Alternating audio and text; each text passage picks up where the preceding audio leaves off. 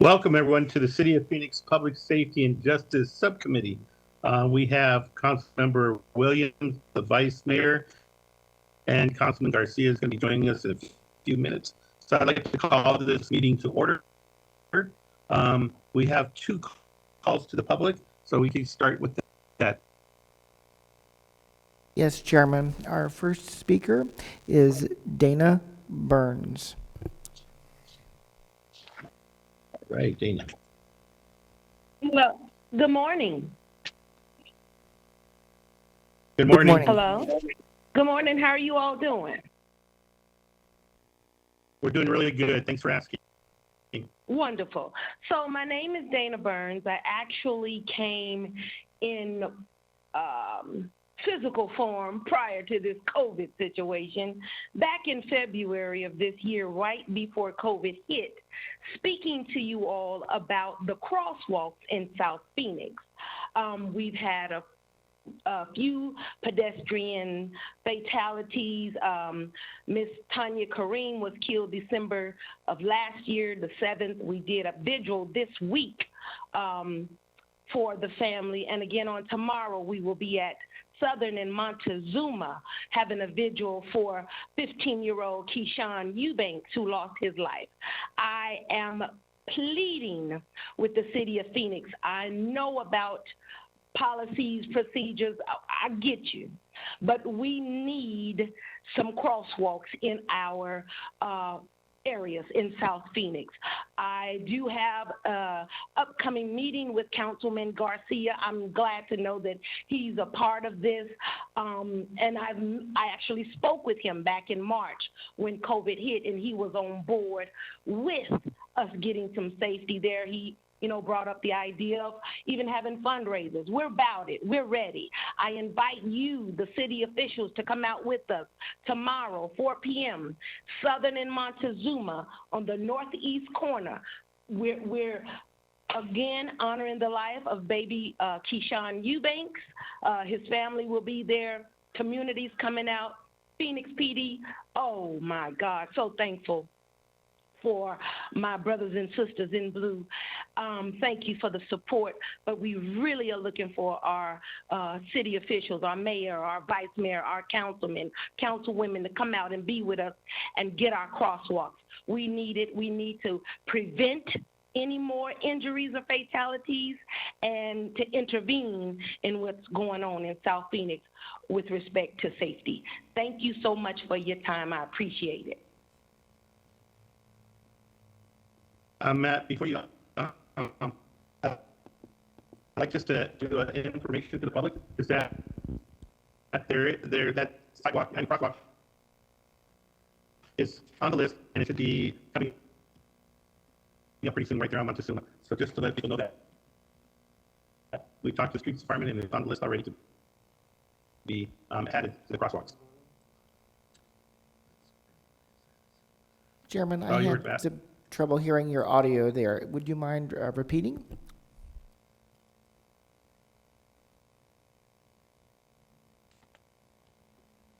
Already, I just wanted to make sure that to let the public know that we did get that information. We talked to the streets department. Councilmember Nowakowski, we can't hear you. Your connection is really bad. Oh, wow. Can we just explain? We can hear him, but his audio. Let me try to call in. Okay. And maybe. Yeah, no, it's really bad. So,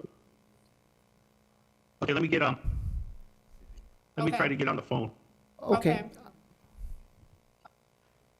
Maybe we could do the next one, please.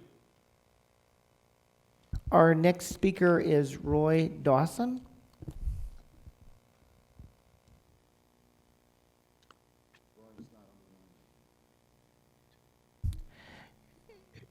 And it looks as though Roy is not on the line at the moment. Oh, really? How do you do this? Already, can you hear me better now? Yes, Chairman. Alrighty, so we'll go with approval of the minutes. Is there a motion?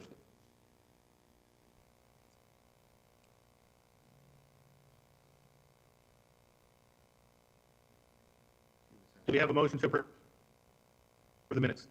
Motion to approve? Is there a second?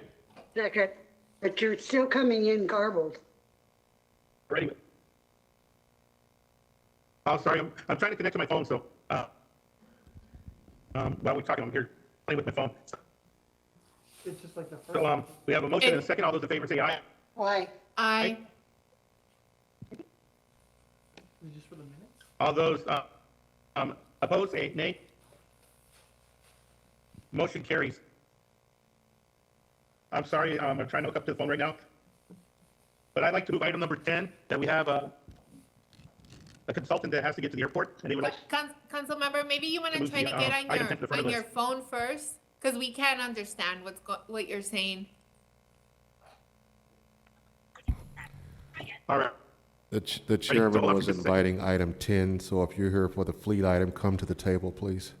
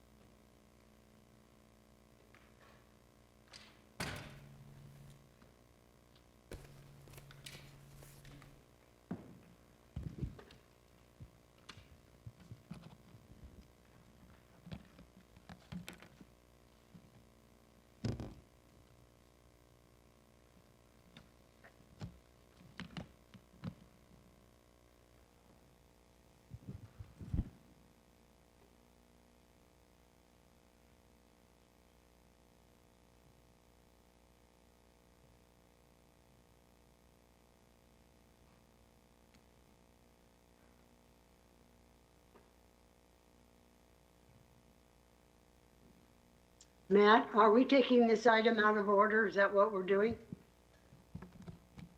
Yes, Councilwoman. Thank you.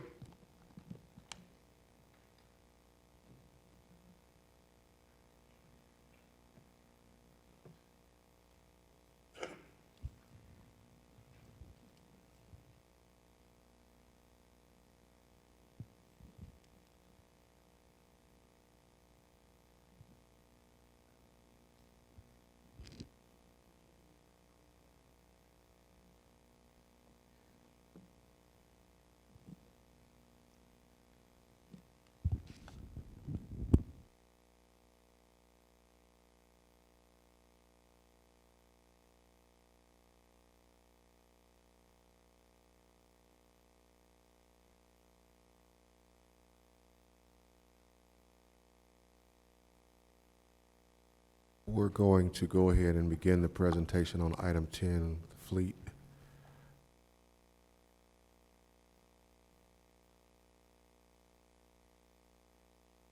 The button.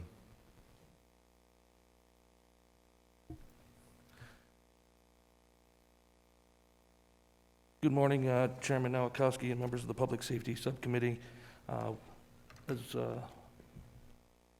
I'd like to introduce Ed Van Winkle, who provided the assessment for us on the Air Sport unit, and we appreciate you taking the opportunity to listen to our request. Thank you.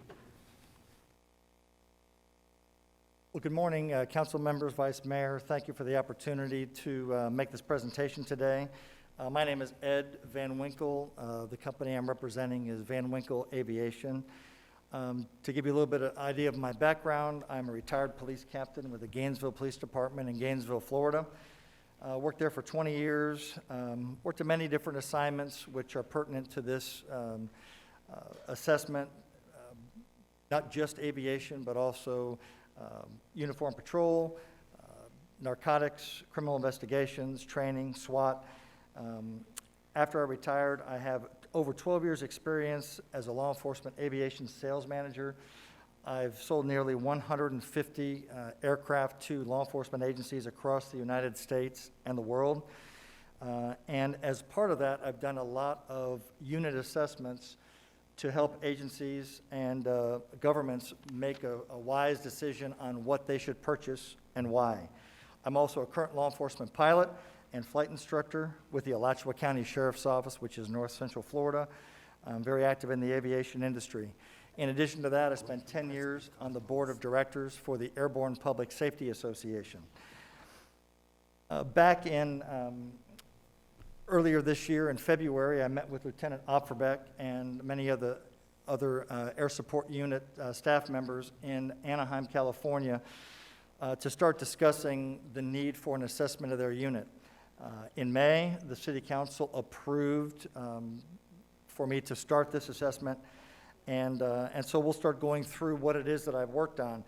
Your Air Support Unit was founded nearly 50 years ago in 1973, just flying 2 small piston helicopters, a Cessna 172. They located to Deer Valley Airport in 1979, where they continue to operate. They're available 24/7 to answer a wide variety of calls, both patrol, search and rescue, criminal surveillance, and also transporting for investigations. They annually respond to more than 10,000 radio calls, in addition to flying more than 5,000 flight hours on their fleet of aircraft. The air support is well-staffed with a lieutenant, 3 sergeants, 27 pilots, and tactical flight officers. That's what TFOs in the presentation refers to. 11 FAA certified mechanics and quality assurance personnel, as well as 2 support staff. The current fleet of the Phoenix Police Department Air Support Unit includes 5 patrol helicopters, which are manufactured now by Airbus Helicopters. The model number is AS350B3, generically referred to as A-Stars, so I may refer to them as that. 1 twin-engine rescue helicopter, which is an Augusta 109. It was purchased in 2005. 3 fixed-wing Cessna aircraft. They've been acquired between 1979 and 2008, but these aircraft are actually older than the pilots that fly them. They range in age from 1978 to 1986 as far as when they were manufactured. And 1 Pilatus PC-12 fixed-wing aircraft, which is primarily used for investigative details, locating violent felons, and also investigative travel for criminal investigations. The scope of my review, and I'm just going to refer quickly to what my charge was in conducting this review. I was asked to do a detailed analysis of the current helicopter and fixed-wing fleet, analyze missions to be performed and the call load, what's the desired operational tempo and the optimal fleet size, review the aircraft operating and acquisition cost analysis to justify replacement and fleet expansion of the patrol fleet, also do an analysis of the fixed-wing and search and rescue aircraft and potential fleet upgrade or expansion, also review available mission equipment, and the mission equipment is the thermal imager or camera, the moving map system, the searchlights, and the microwave video downlink, and then also provide recommendations for trade-in or sale of the current aircraft to maximize residual value to the city of Phoenix. The methodology of my review was pretty straightforward. I reviewed a lot of documentation provided by Air Support Unit personnel. I came to the Air Support Unit on June 20th and 21st, spent 2 days meeting with and interviewing members of both the command staff, Air Support Unit management, pilots, and maintenance staff, and also took a look at your aircraft. As part of my background, just to give you a little more context, I worked for Airbus Helicopters for 9 years previously, and 2 of the aircraft that you're currently flying I actually sold to the city of Phoenix. And so I have pretty intimate knowledge of your fleet. So I'm going to go through the recommendations. The first few will take a little bit longer because I have several supporting, some supporting information. And then, of course, at the end, I'll be available to answer any questions. I have 6 major recommendations. The majority of the 47-page report that I provided to the city is in support of replacing and upgrading the patrol helicopter fleet, the Airbus AS350B3s. So recommendation number 1 is to begin the replacement of your AS350B3 patrol helicopter fleet with an optimal fleet size of 7 to 8 aircraft. As I previously said, your patrol fleet currently consists of 5 aircraft. Through the history of the city of Phoenix, You've had a much larger fleet in times past. But I will describe the reasons to replace and also justify the reason for the optimal fleet size. There's really 5 reasons. One is the age of the aircraft. The patrol helicopters are between 10 and 16 years old. The flight time that's on the aircraft, 2 of the helicopters have over 12,000 flight hours, which are considered quite high, and the rest of the aircraft range between in the 5,000 to 9,000 hour range. The current flight tempo, which is 850 hours per year per aircraft. So the 5 helicopters that you have now fly over 4,300 hours per year, which averages out to about 850 hours per aircraft. Once helicopters get over 7 to 10 years old and about 7,000 flight hours, the operating costs begin to increase significantly. And what I did is I used a company called Conklin and DeDecker. Conklin and DeDecker is a company that works with aircraft manufacturers of all types and also aircraft operators to monitor operating costs and to project out what operating costs will be over time. Once you get over this 7 to 10 year range and about 7,000 flight hours, the operating cost of the aircraft can increase by more than 25 to 40%. So part of my analysis showed that if you continue operating your existing fleet of Airbus AS350B3 helicopters, over the next 10 years, each one of them will cost about $1.2 million more to operate over that 10 years than a new Airbus helicopter of the same model would cost if purchased now, meaning each aircraft would cost more than $100,000 more per year to operate. On top of that, your agency has somewhat of a, I'll use the word shortfall, meaning that there are a lot of calls that they would like to answer that they cannot.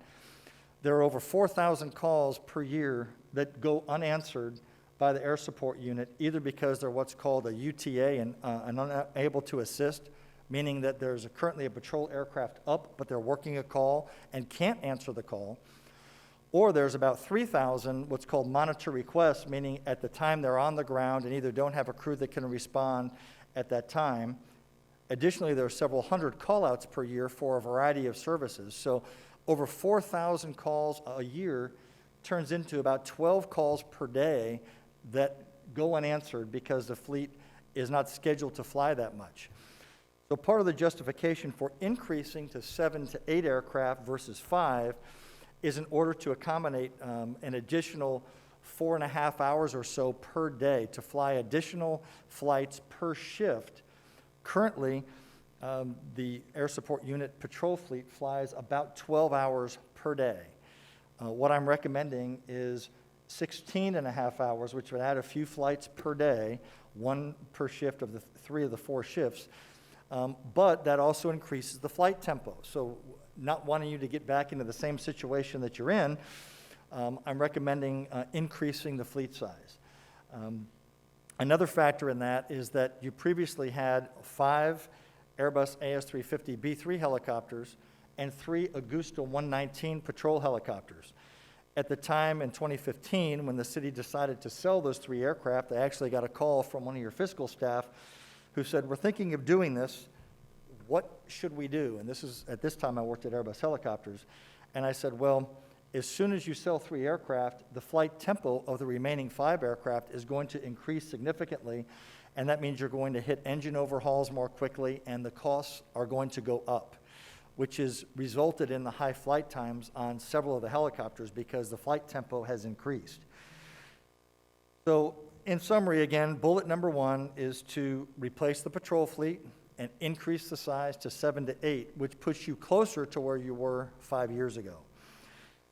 The second recommendation is to purchase an additional Pilatus PC-12 airplane that's used for surveillance missions and in support of investigative travel. The type of missions done by the PC-12 is in support of apprehending violent criminals and other criminal suspects. It's directed by investigative units that are part of the Phoenix Police Department. And so what that means is there are actively bad guys that are trying to be located by the police department to protect the public. In addition to that, there are often criminal suspects who have fled the jurisdiction, whether it's outside of the city or outside of the state, that have been apprehended and need to be, criminal investigations personnel, detectives, need to be taken to those people, both to interview them and to gather evidence before they're booked into jail.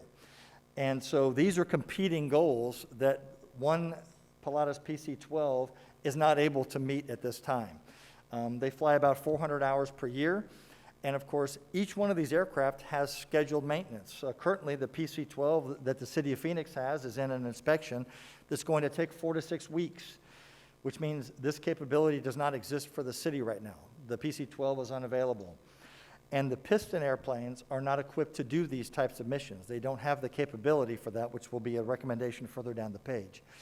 So adding a second PC-12 will significantly improve the ability for the City of Phoenix to apprehend these violent criminals and bring them to justice. The third recommendation is to purchase a medium twin-engine helicopter for search and rescue to supplement what the current Augusta 109 is doing. The Augusta 109 is a capable aircraft. It has 2,300 flight hours on it. It flies about 120 hours per year. The air support unit does about 100 rescues per year with that aircraft, assisting the Phoenix Fire Department in doing a lot of rescues throughout the city and sometimes beyond.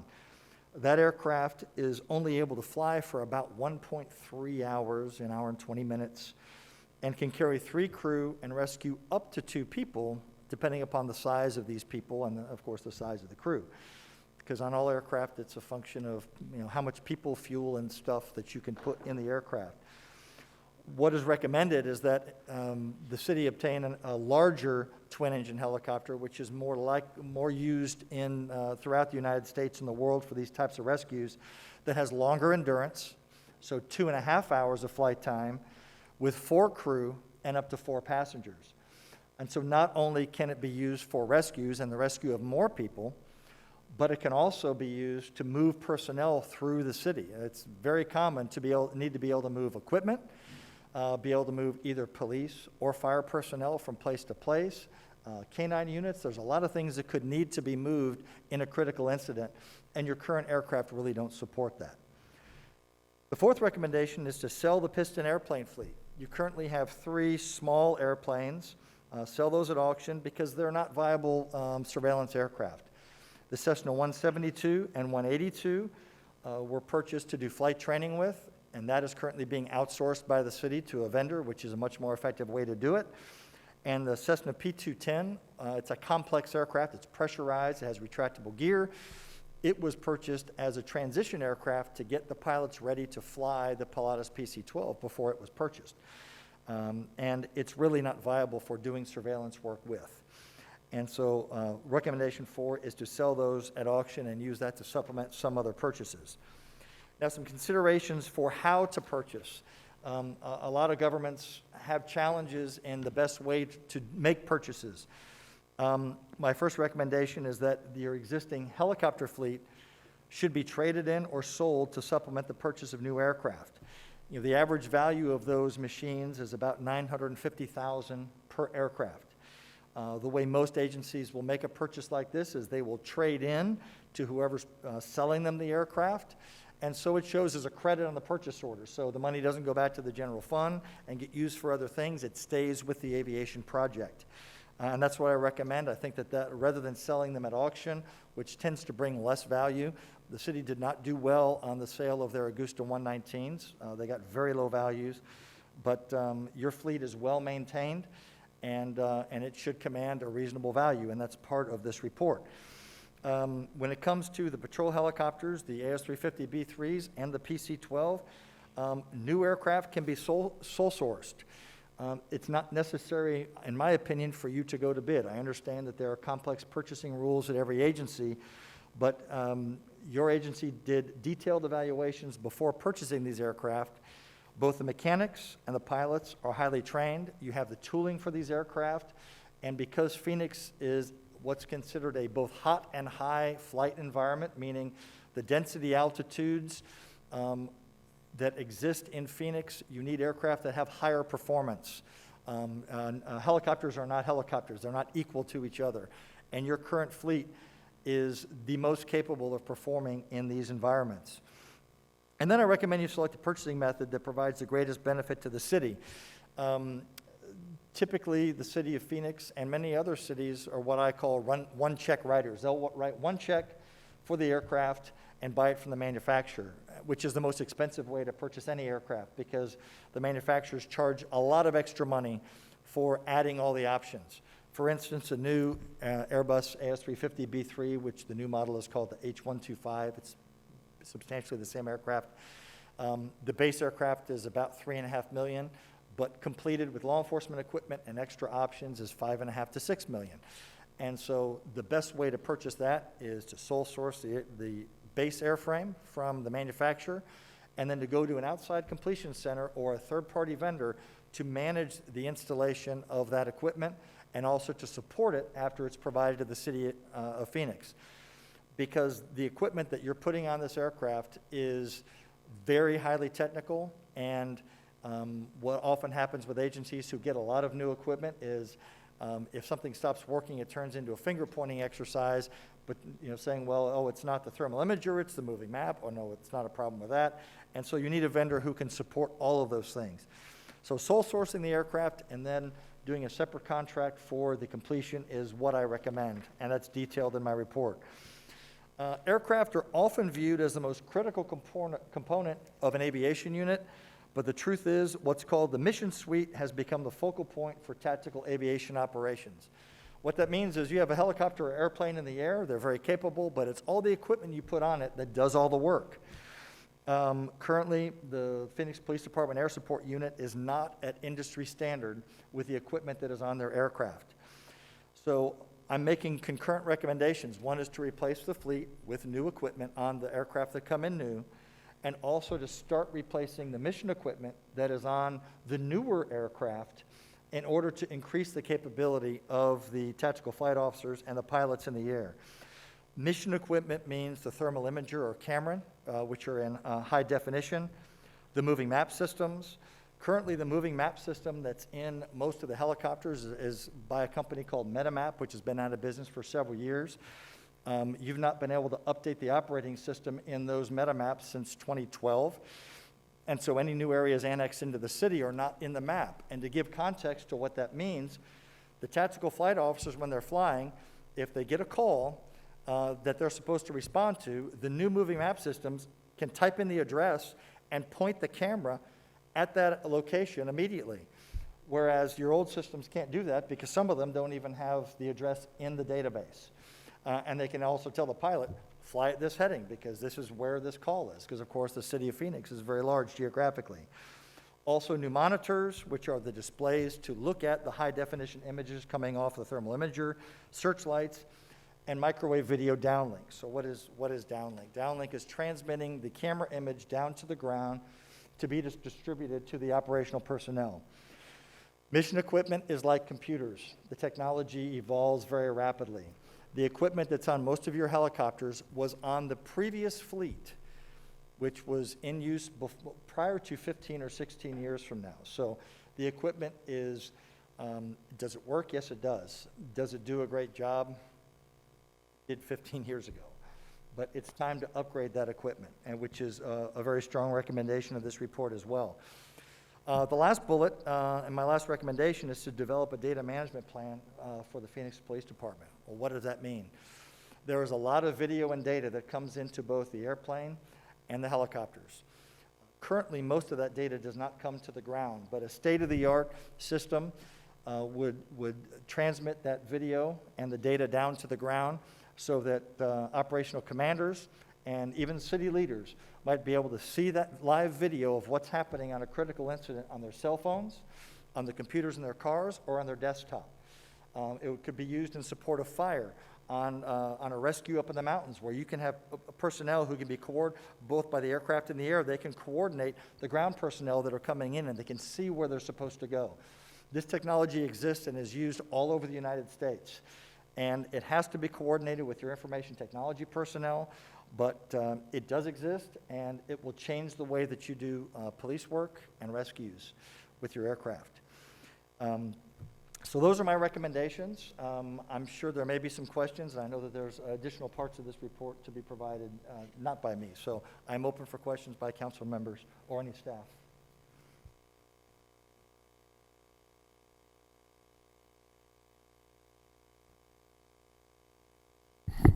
Chairman Nowakowski, members of the subcommittee, what you heard from Mr. Van Winkle today is a very thorough report on the status of our existing air fleet. That presentation was very consistent with the presentations that you've heard over the last 2 years as we've walked you through the needs of the police department, the fire department from a bond perspective. And again, as you know, part of the reason why we are here today and why our fleet looks the way it looks today is largely because we have not had a bond program since 2006, as well as the downturn and the recession that we went through and still trying to get ourselves back to a healthy place. What Mr. Van Winkle laid out for you is a best case scenario. If we had money, if we had all the money in the world and we didn't have to worry about other competing interests and priorities from the council, this is a plan that we would very strongly push. But again, I think given the resources that we have to manage, myself and the CFO, we've actually gone through kind of what can we do? What can we make work? And that's kind of what I want to talk to you about today from an operational perspective. What can the city of Phoenix actually afford right now? So as Mr. Van Winkle laid out for you, the fleet itself, there's no question, it has to be maintained at regularly scheduled intervals. Failure to do that just drives up those operating costs that Mr. Van Winkle talked about. We have seen budgetarily our operating costs have grown exponentially. The other thing about failing to replace this fleet, it increases our maintenance costs, like I said, exponentially, but it also increases our risk. There's also extended risk when these things go up and they're aged and they've flown as much as they've flown, and that's quite frankly a risk that I don't think we should continue to have. So Denise Olson, the CFO, and myself, we evaluated 2 options. One was looking at an air fleet replacement sinking fund, and that would be more of an operating expense, an ongoing O&M expense. The reason I like that is because it doesn't rely on a bond program. We've had inconsistent bond programs. If we had a normal and recurring bond program every 5 to 10 years, that's the direction we would go. But because we don't have that, the sinking fund is something that we looked at. And then again, we looked at other debt financing instruments such as an excise tax sale. We've also looked at possible financing options from manufacturers, which sometimes will do that as well. But in the end, where I think we've landed is we recommend that we create an air fleet sinking/replacement fund. To do that, we could start that this year. It would require a general fund transfer of between about $7 million a year through 25-26. It'll increase to $8.5 million in 26-27. After that, the annual transfer decreases to about $4.5 million per year. The reason you have that big jump is because on the front end, you got to replace all of these units. On the back end, you can normalize that curve, and we will guarantee that every 10 years, this fleet will be replaced, and we don't find ourselves back in this position that we are today. We do have funds available in this year's budget to replace we say a helicopter. I know the police department is considering a Pilatus, an additional Pilatus. That's something that we could discuss, but we do have funds available this year to replace the first unit. The subsequent years of this plan that I've laid out for you will be brought back to you and be included in our 5-year forecast that we come back to you with on March 2nd. But again, this is something that I think we really don't have the latitude to continue to kick the can, essentially, is what we've been doing.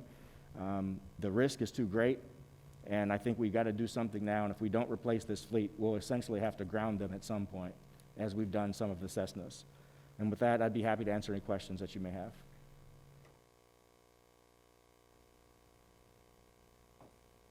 Mr. Chair? Chairman,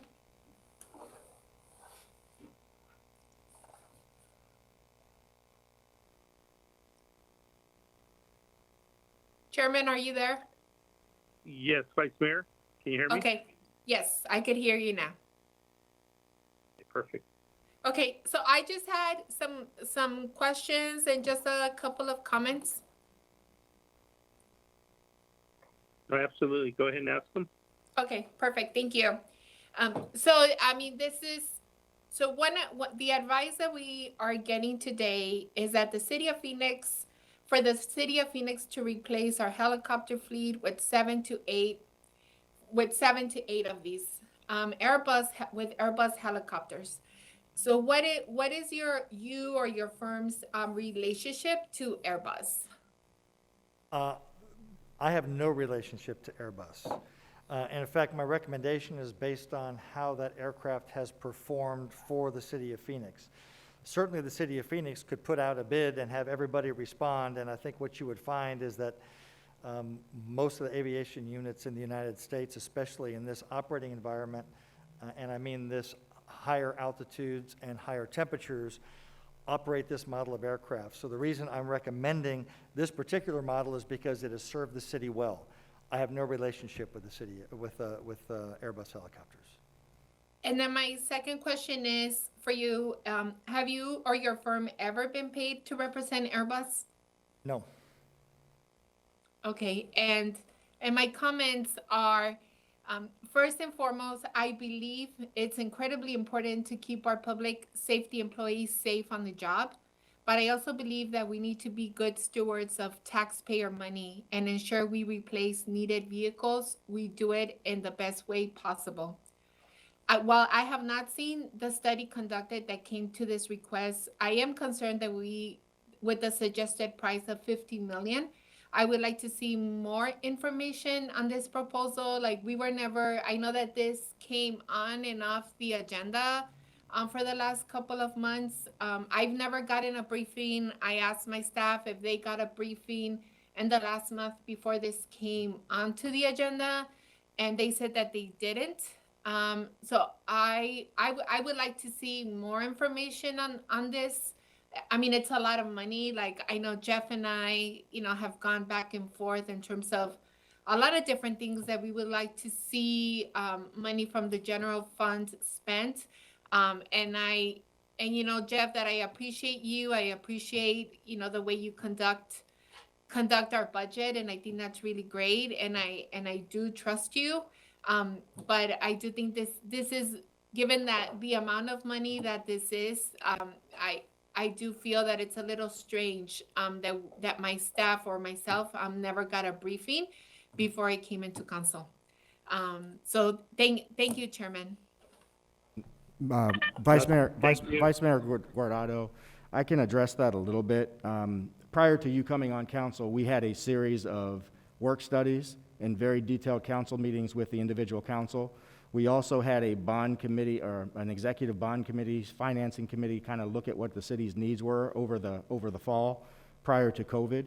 And so these were some of the things that we continued to have very in-depth conversations about. The status of the fleet has been talked about over the last 10 years. And again, I think part of that is just the timing of you coming into the council and other priorities.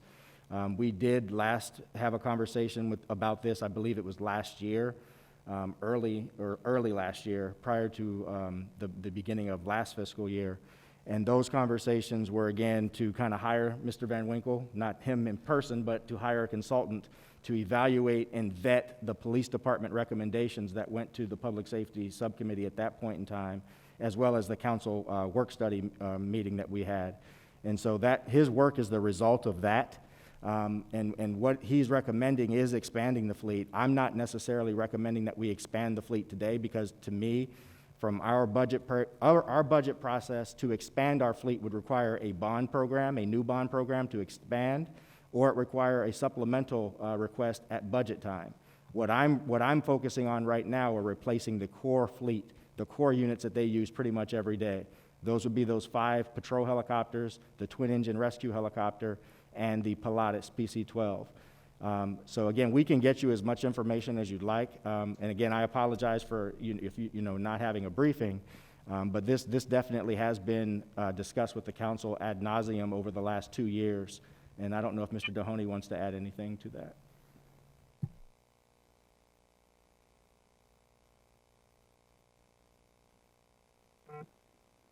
I guess I would just Okay. say, adding just a little bit to that, I get it that a lot of these conversations happened before I came onto council, but I've been on council almost 2 years, right? And given that it's a lot of money, like I still feel that it's a little bit strange. It's $50 million, and we never got briefed on it. But so I would like to get that briefing and get all that information. before it comes to a vote for the full council. But thanks for that, Jeff. Alrighty. I have a question. So regarding the safety of our officers flying the fleet that we have right now, is it safe or isn't it safe? That question to me? So Ed Van Winkle, I'll answer that question. I feel like that your fleet is safe, but I also feel like that there have been a lot of advancements in aircraft technology, both in crash-resistant fuel cells, Mr. Chair, engine FADEX, which is the computers. may I that speak? Yes, Councilmember Williams.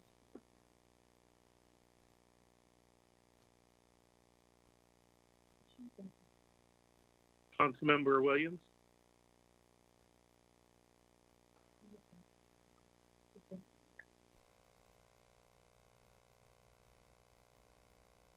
I think we just lost Councilmember Williams.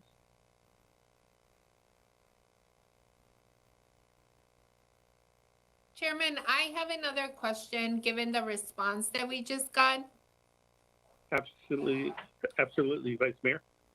So, in the report here, Thank you, it says, Mr. Chair. I want to thank Jeff for working on this. We've been talking about this for 2 years. Yes, Can you hear me now? Councilmember Williams, we can hear you now. Can you hear me? Yes, we can hear you loud and clear now. Can you hear me now? Yes, ma'am, we can hear you. Yes, Councilmember Williams, we can hear you loud and clear.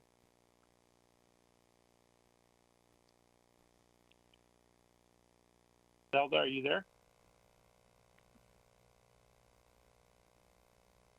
With that, we'll go back to the Vice Mayor. Sorry about that, Vice Mayor. no, it's okay.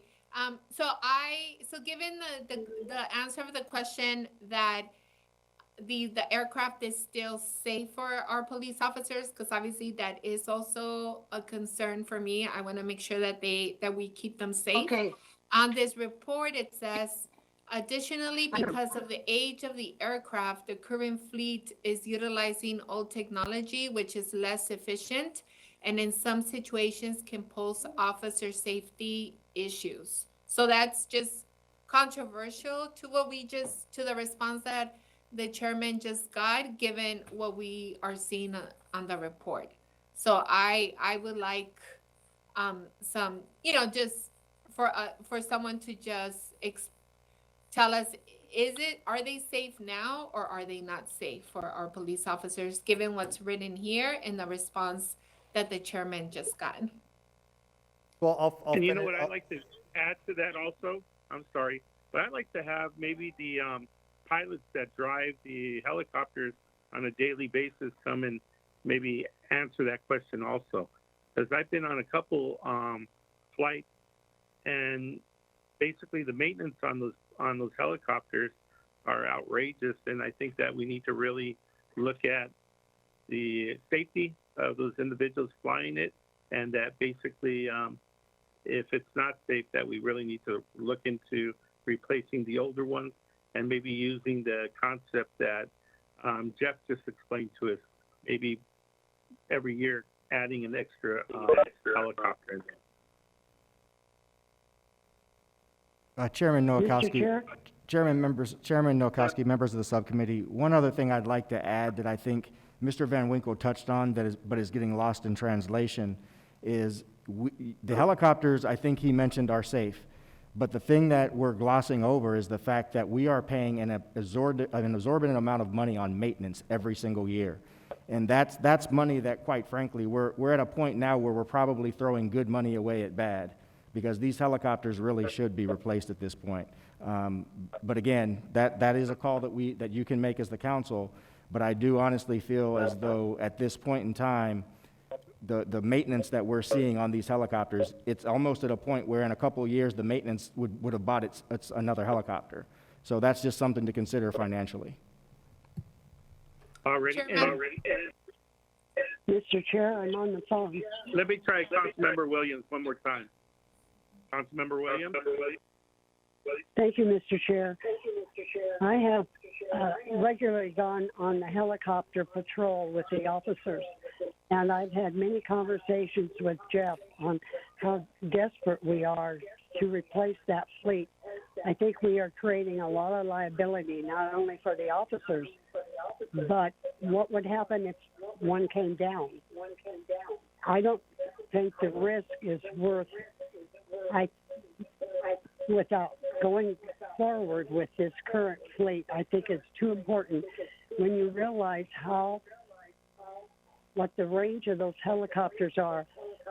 1 minute they're in Ahwatukee, and the next call may be in Anthem.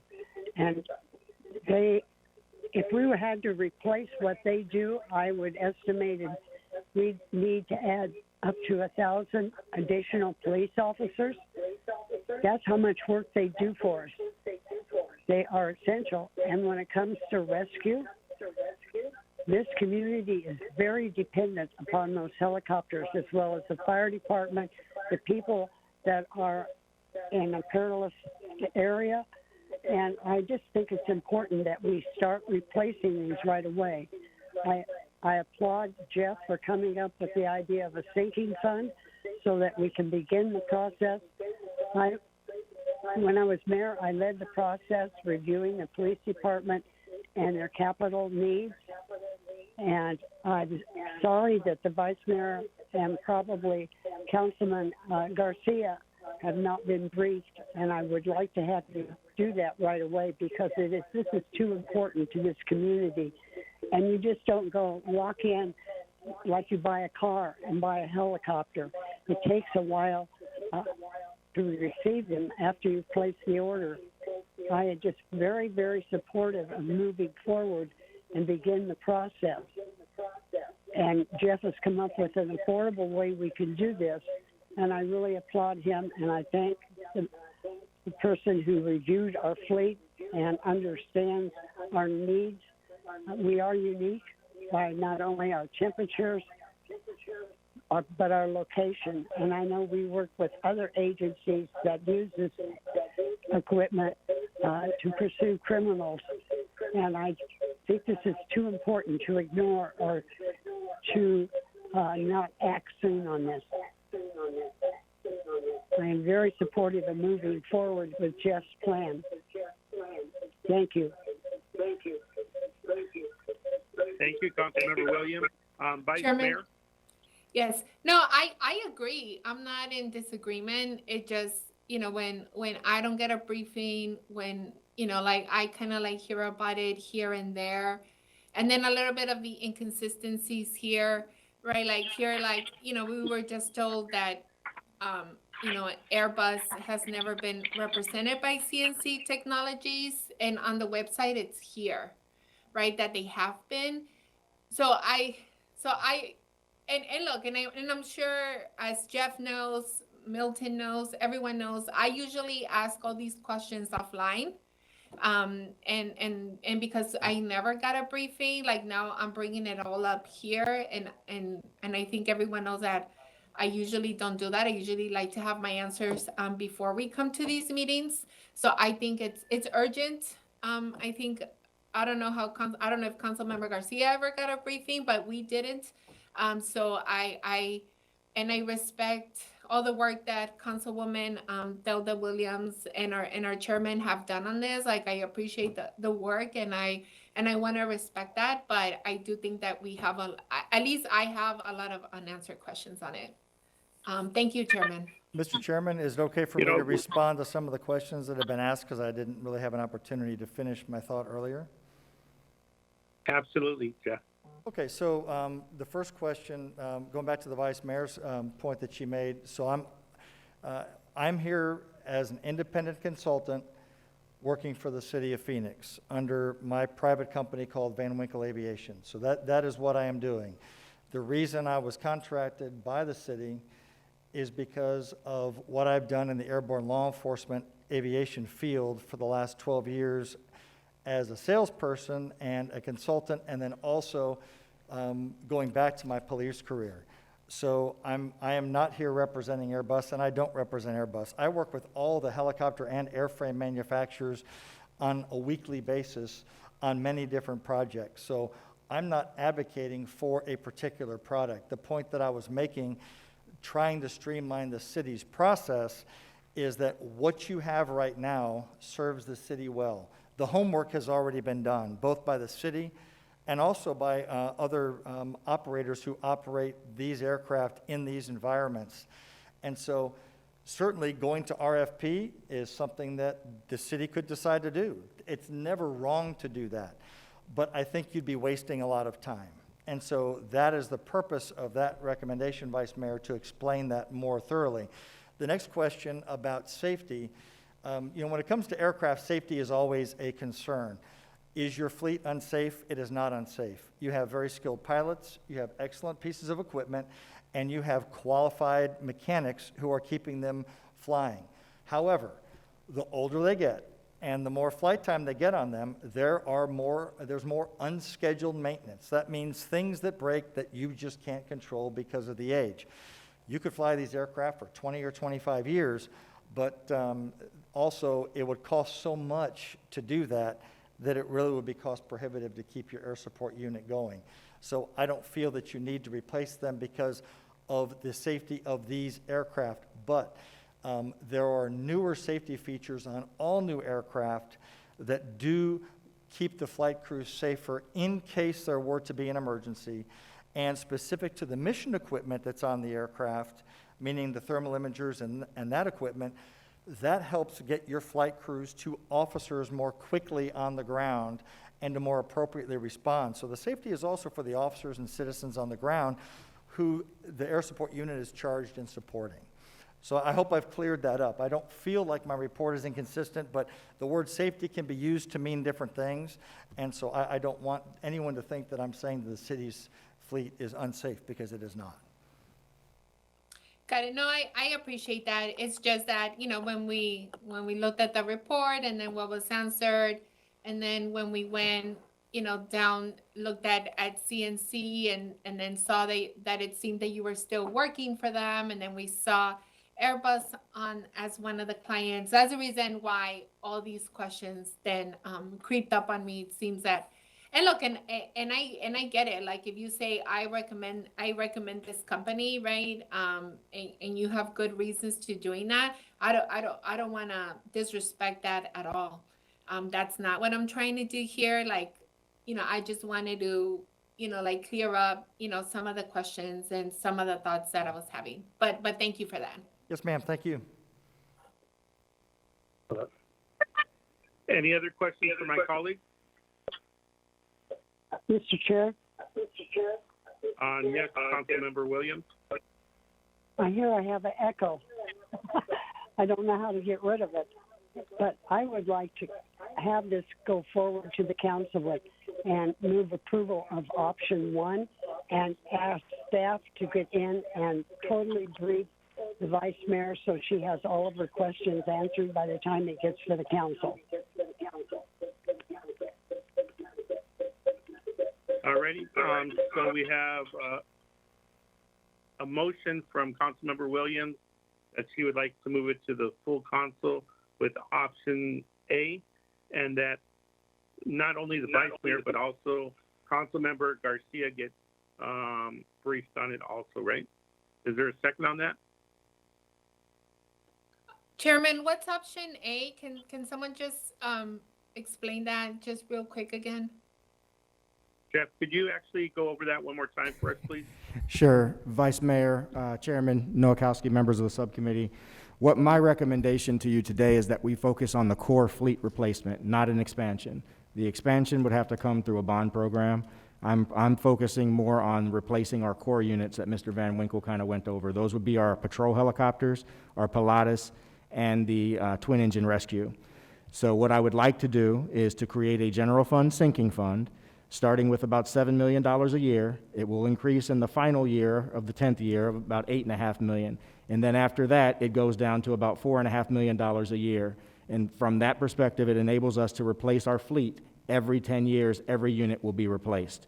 That way we don't have to worry about those increasing maintenance costs, and we don't have to concern ourselves with operational issues that we've seen over the past couple of years. And it also gets us out of having to rely on a bond program to replace our helicopters.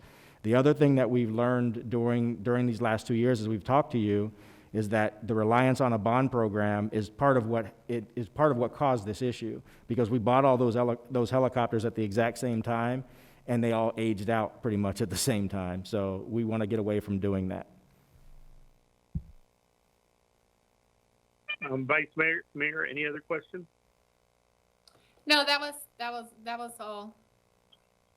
Thank you. So basically, Jeff, what you're saying is that in the past, we used to wait until a bond election came around, buy the fleets all at one time. What we're going to do now is actually create a fund. We're going to stagger the purchasing of helicopters, so we don't have 5 helicopters purchased at the same time, but we have one every other year, right, or every year.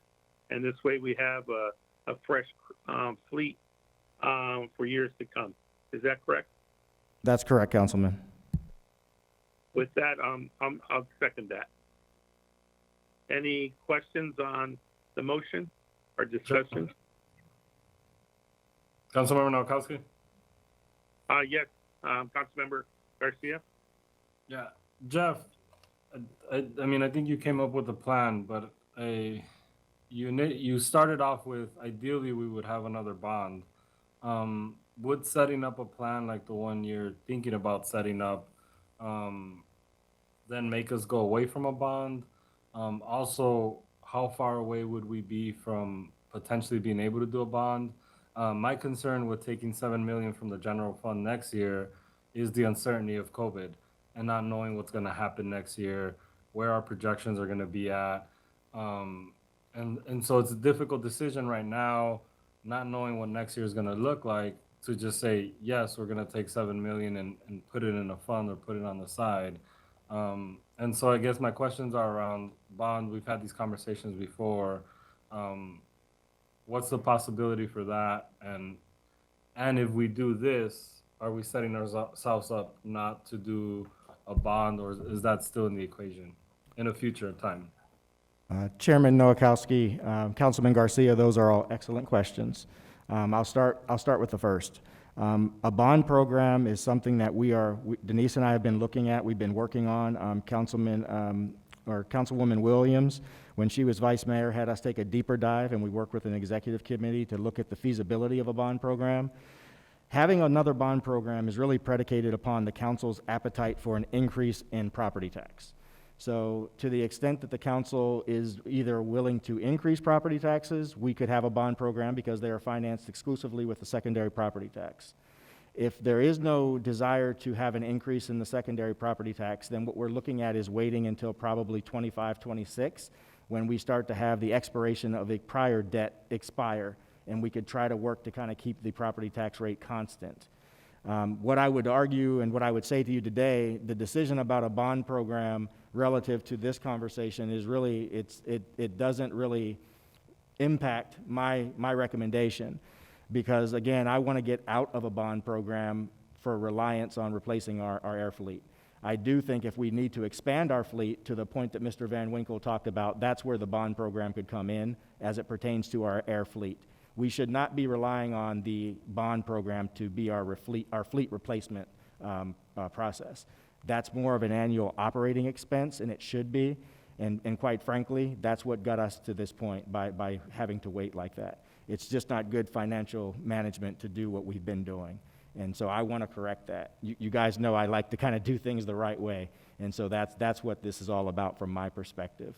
Did you have another question that I didn't touch on, Councilman Garcia? No, I think that makes sense.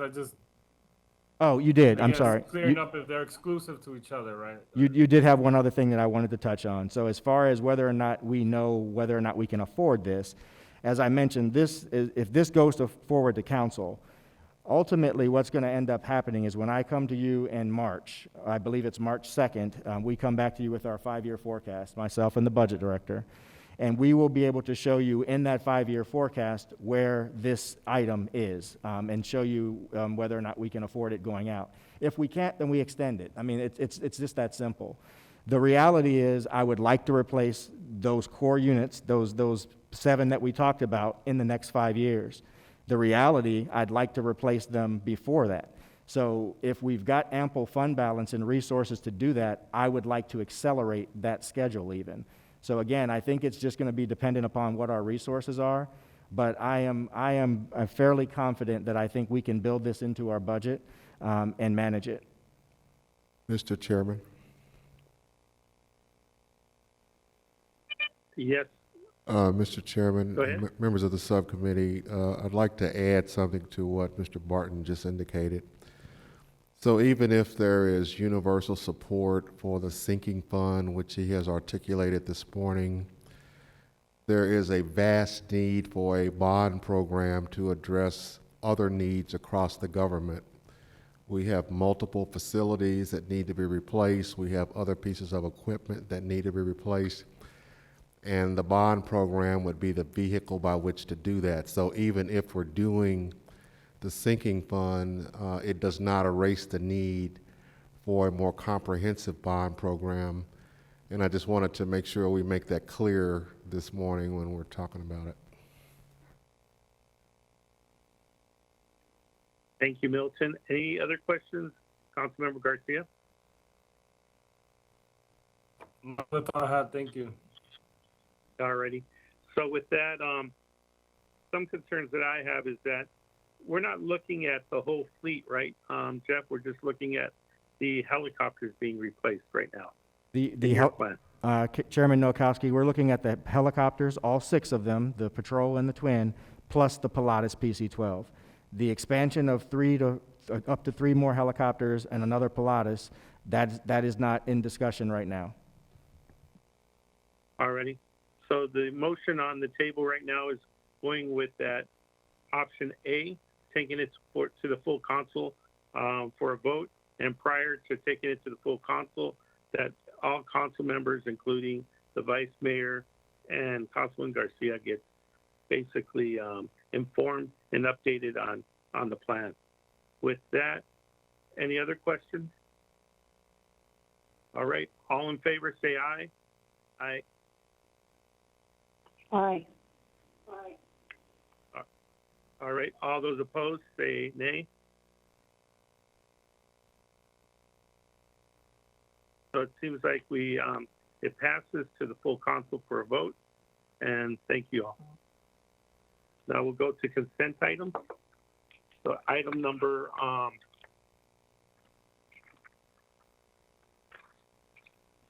so we have some call to the public. I mean, we have some cards on items 4, 2, and 4. So I would like to go ahead and take those items first before voting for. We'll just go by line. So item number 2, can we have those individuals that want to speak? I believe there's 2 of them. Yes, Chairman. Our first speaker on item 2 is Marcus Reed. Marcus, are you on the line?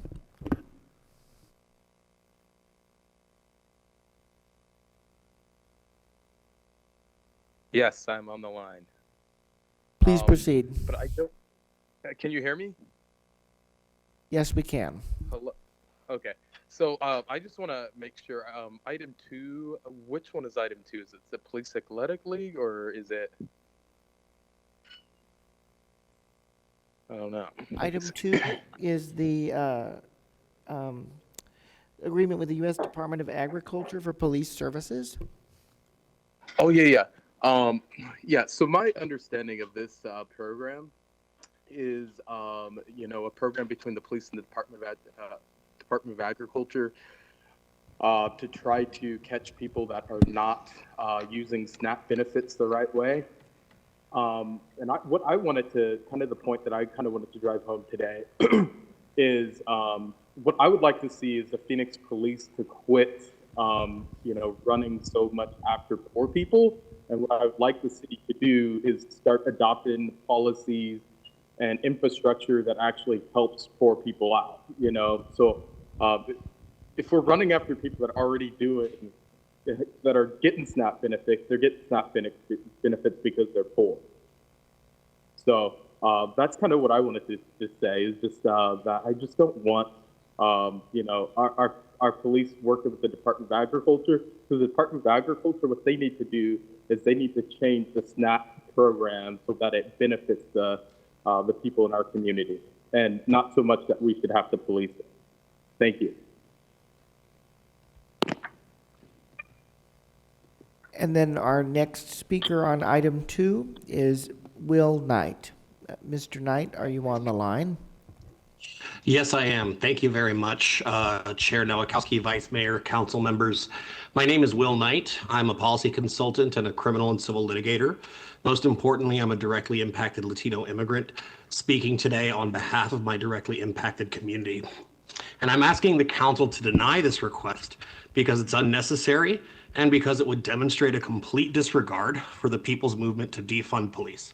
What we're talking about here is a request to spend resources, human and capital, on criminalizing poverty. As a criminal law practitioner, I've handled a lot of cases like these in my career, and I can tell you that aside from embezzlement coming from within the government itself, the vast majority of people accused of SNAP fraud are being charged with felonies for incredibly minor compliance issues, like failing to report additional income from, say, a roommate who moved in and technically increased household income.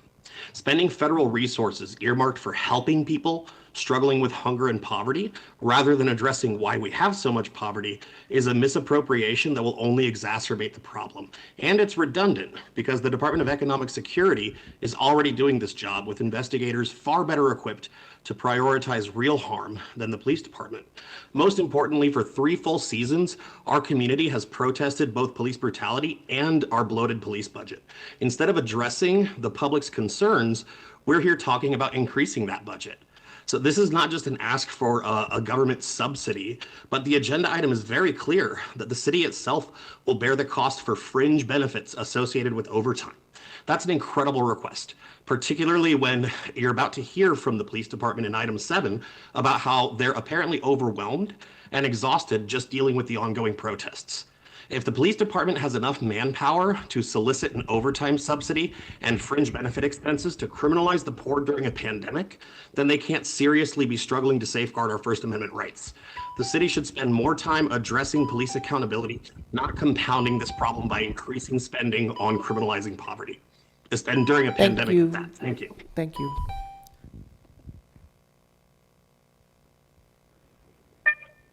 So just basically, Milton, some clarification. This is basically reimbursement for the City of Phoenix police officers, right? Or department? Mr. Chairman, yes. Ready.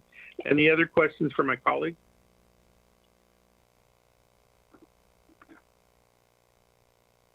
Seeing none, is there a motion to approve item number 2?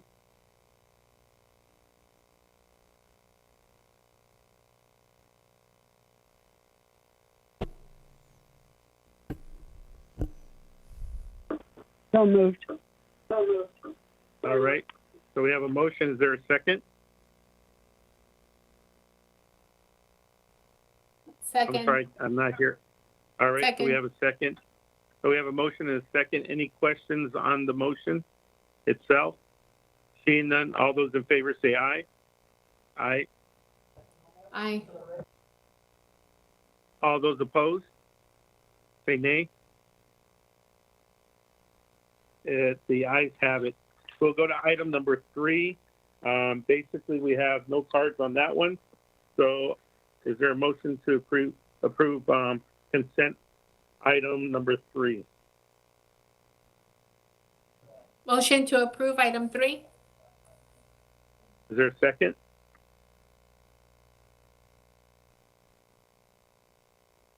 Second.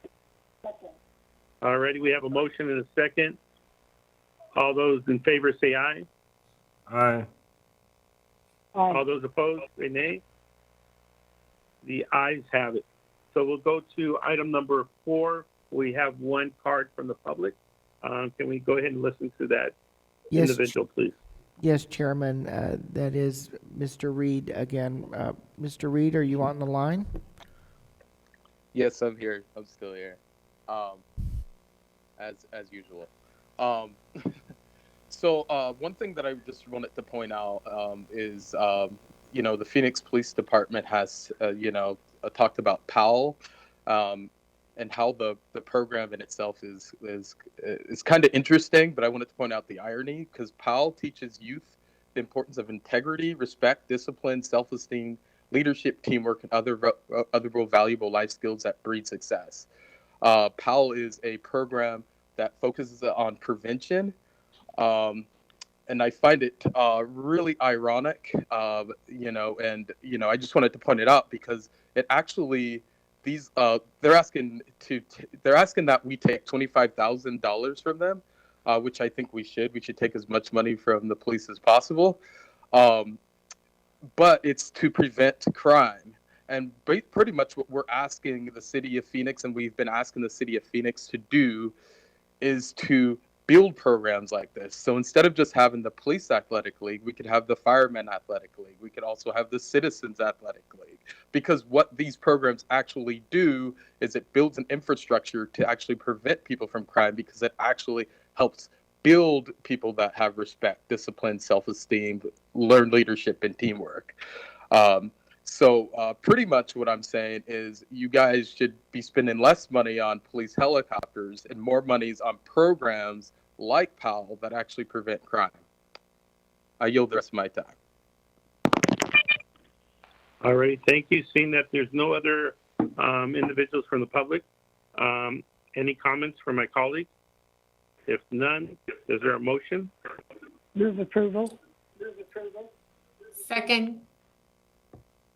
All right, we have a motion and a second. All those in favor say aye. Aye. All those opposed? Say nay.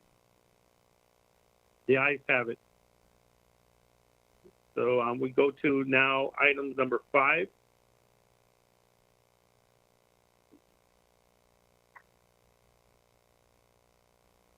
This is for information and discussion, and we have a presentation on this.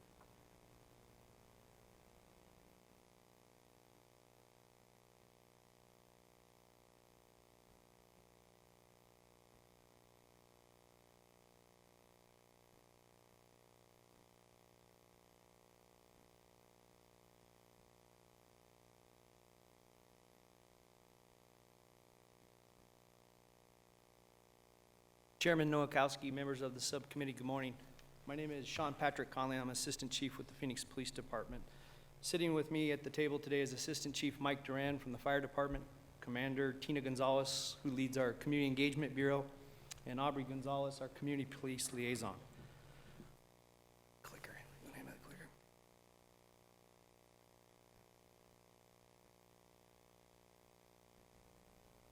So let me give you a little bit of a program interview as we discuss our collaborative citywide critical incident outreach team. This was spawned over a year ago, initiated in September of 2019. It came to be as a result of listening and hearing our community related to how we handle it and wrap services around critical incidents. It's also as a result of exploring and looking into national best practices. The goal of this program is to ensure that we embrace a trauma-informed care perspective and that we take people and community first post-critical incidents in our communities. We support neighborhoods and individuals impacted by critical incidents. And what you're seeing on this slide is a simple operational flow of how the team and the program work. So what you see in the first blue tab is a critical incident occurs in our community. That can be an officer-involved shooting, an in-custody death, a significant fire that has tremendous trauma wrapped around it, a car pedestrian, a car fatality.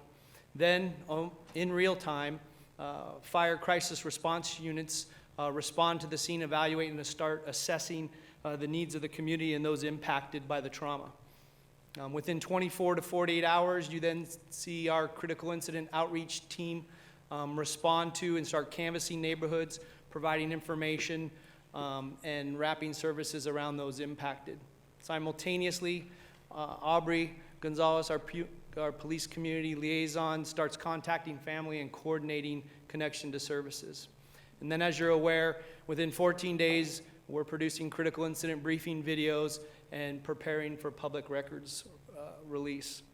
I'm going to hand this over to Assistant Chief Durant to give you some more depth and insight into the Fire Crisis Response Unit.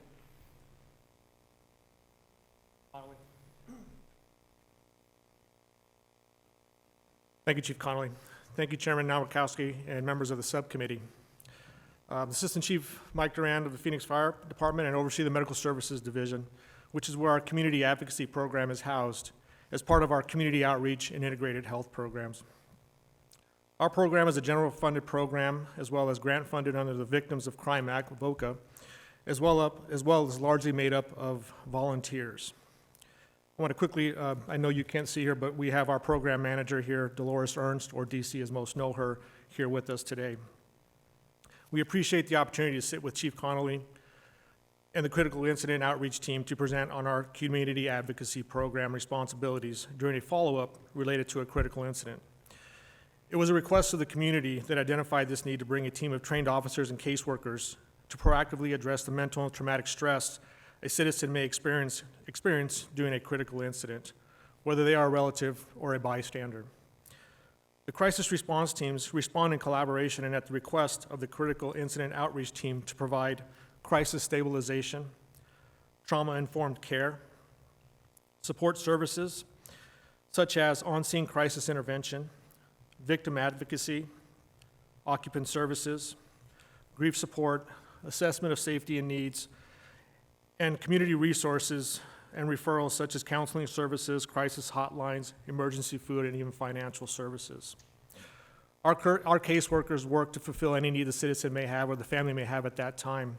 We even utilize resources within our own city departments, such as with Human Services. And we also reach out to our various community partners. Again, our goal is to meet the community members' needs and provide a plan that utilizes these resources with our community partners. Next, I'm going to turn it over to Commander Gonzalez for the next slide of the presentation. Chairman Nowakowski and members of the subcommittee, as Assistant Chief Connolly mentioned, within 24 to 48 hours of a significant or critical incident, the outreach team is able to respond to the affected area. This team, which consists of the Community Engagement Bureau's community response detectives, the affected precincts community action officers, and the fire department crisis team, is able to contact and connect with residents and businesses. We're able to share information on the incident, address community concerns and fears, and clear up any miscommunication. Also provide connectivity to city resources and support. We also assign a community response squad detective as a direct contact person and provide their contact information to the community should they have any questions or concerns in the days that follow. Chairman Nowakowski and members of the subcommittee, for officer-involved shooting incidents and in-custody deaths, Police Department critical incident briefing videos and related public records are released within 10 to 14 days of the critical incident. Prior to public release, 911 callers and witnesses included in the video are notified of the upcoming release. If minors were involved, a parent or legal guardian is made aware of the upcoming critical incident briefing video release with guidance on how to receive the associated public records. If there was a fatality, next of kin is contacted. An explanation of the investigation process into the officer's actions is offered. An explanation of the critical incident briefing video transparency process is provided, and the video is made available to the next of kin prior to public release. Complimentary copies of public records are made available. Links to other agencies, such as the Maricopa County Office of the Medical Examiner, to request the medical examiner's report are also provided. In all contacts, the PD Community Liaison, myself, provides contact information for continued assistance in the department to the families. Since the report was written, we did have 2 additional incidents. So since 2019, when we began this program, we have had 20 critical incidents. 20 critical incident outreach events. Numerous individuals have been contacted by the fire department's crisis response units and the police community liaison. The critical incident outreach team has contacted 271 residences and businesses, as well as left behind an outreach letter, which includes the staff contact name and number, as well as the Life After Trauma resource guide. The services offered and workflow presented were developed from recommendations from the Traumatic Incident Intervention Resources Ad Hoc Committee, best practices visits to other cities, and comments and requests from community members. This concludes the presentation, and we are happy to answer any questions.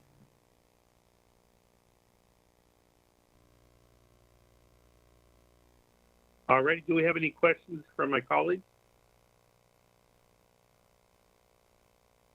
Any comments? All right, this item is for information discussion only. Councilmember Garcia.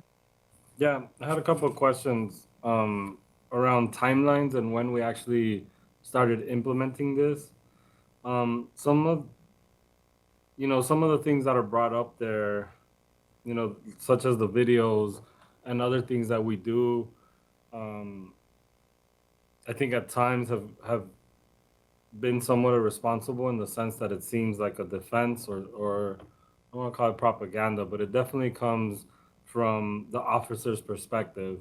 And so I do have some concerns if we're actually looking for the well-being of the community and the families, how those videos, I mean, we've seen a couple of them come out in the last couple of months or in the last year, actually portray a different scenario or portray the side of the police officer only.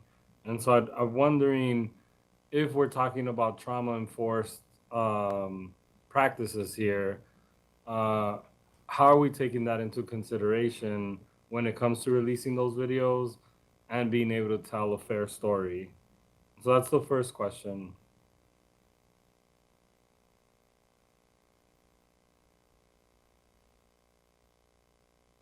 All right, Chairman does anybody Nowakowski. have a? Yeah, I will, Chairman Nowakowski and members of the subcommittee, Councilman Garcia, thank you for the question. I think one of the things that's abundantly important is that we do embrace a trauma-informed care approach, and we do realize the emotional and psychological impact of these events on the community that we serve. One of the things I think that you heard Aubrey talk a little bit about is there is an upfront engagement and discussion and communication with the family related to that. Their desires, their sensitivities are taken into consideration as we blend the dynamics of their trauma related to this, while still striving to be extremely transparent and open and honest with the entire community related to what transpired at the incident and on the video. Chairman Nowakowski, members of subcommittee, Councilmember Garcia, if I may just add to that. So in my conversations with the families, I do remind them and offer them the services of the Fire Crisis Response Unit team members who have at that point already made contact with the family. Oftentimes, we will offer for the family, if they want one of the team members from the fire department, they're present with them when they view the video or shortly thereafter, or to be on standby to them. So we are very sensitive to that. I have found in my conversations with the majority of the family members, they want the information in order to gain some level of closure into what transpired in the critical incident event. And by us providing them the complimentary public records, the full-length 911 call, the full-length body-worn camera, the police reports, though some of that information may need to be redacted for legal purposes, providing them that information is something that we are striving to do, and it's done within that 14-day time period.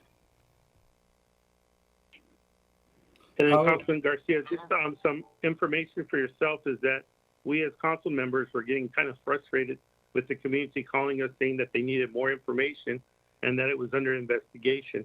So we asked the police to actually figure out a way to create that flow of information that they are allowed to tell to the public at large. So they came up with that concept of just reporting the facts, and until the investigation was over, then they can actually add other stuff to it.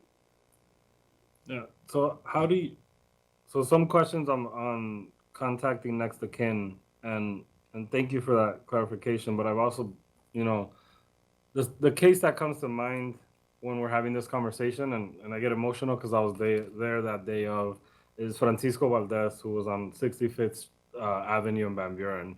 I remember showing up to that scene, and the mom had been detained. For whatever reason, she was detained, taken off site after the incident happened. It was a trailer park, so everybody was around there. Our police department later had a press conference and told the world what happened while the mother was being detained nearby. And then she was dropped off in her home 5 or 6 hours later, after her place had been basically a crime scene ransacked. There was blood there with her son, and she was just dropped off there, and officers left, and there was no contact. I know we're trying to change since then, but I think some of what I would like to, so a couple things I would like to see is recognition of where we've done wrong, and actually saying, and actually looking through some of these cases and being like, we did this wrong. It seems like we're moving more towards a place where we're just trying to defend ourselves, and a place where you heard it in one of the last incidents that there's a video out there, COA, right? Even the officers saying it. I think that's what we are trying. This seems like that. And so I actually think that we, and I think Jeff, who's there, we're looking at different places across the country that has other people, not police, do this. I think what's been hard about this is also the incidents are obviously by police officers, and then you have police officers trying to mend it, and it hasn't worked. And so I appreciate this attempt, but I really do think hopefully in the next year we could figure out a way where it's social workers, whether it's a different staff, a different program that actually makes this happen. Because at this point, I think police are neither the best people to do it, nor have you all been able to do a good job at it without it seeming more like propaganda or being in defense rather than actually trying to create or reduce the trauma by a community around an incident. Those are my comments. No need to answer anything else. I just really think we need to look at other ways of doing this. I think there's other examples across the country that we've seen. In Eugene, Oregon is the best one with Cahoots, but we've seen Denver and other cities move to different ways of addressing these issues. Thank you.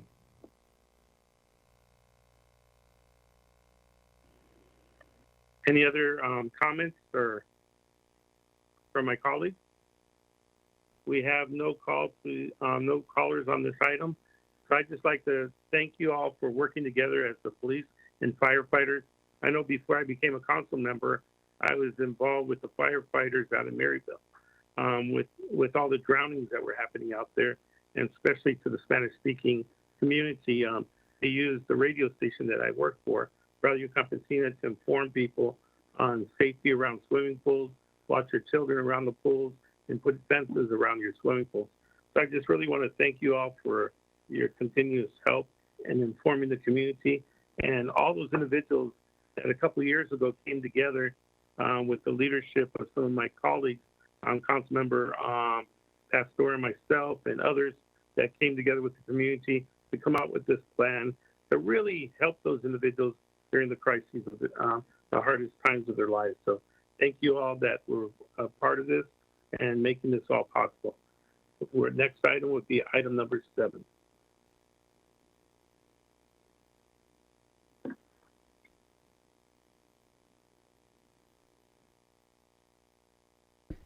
Chairman, I don't believe that we acted on item 6 yet.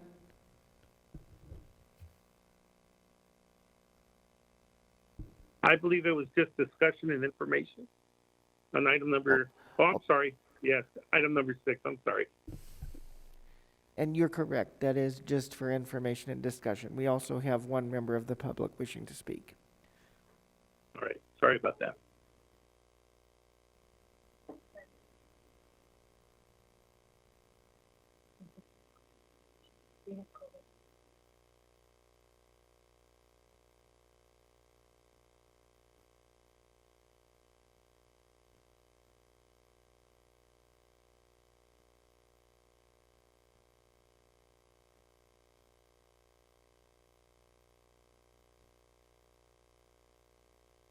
Sorry about that.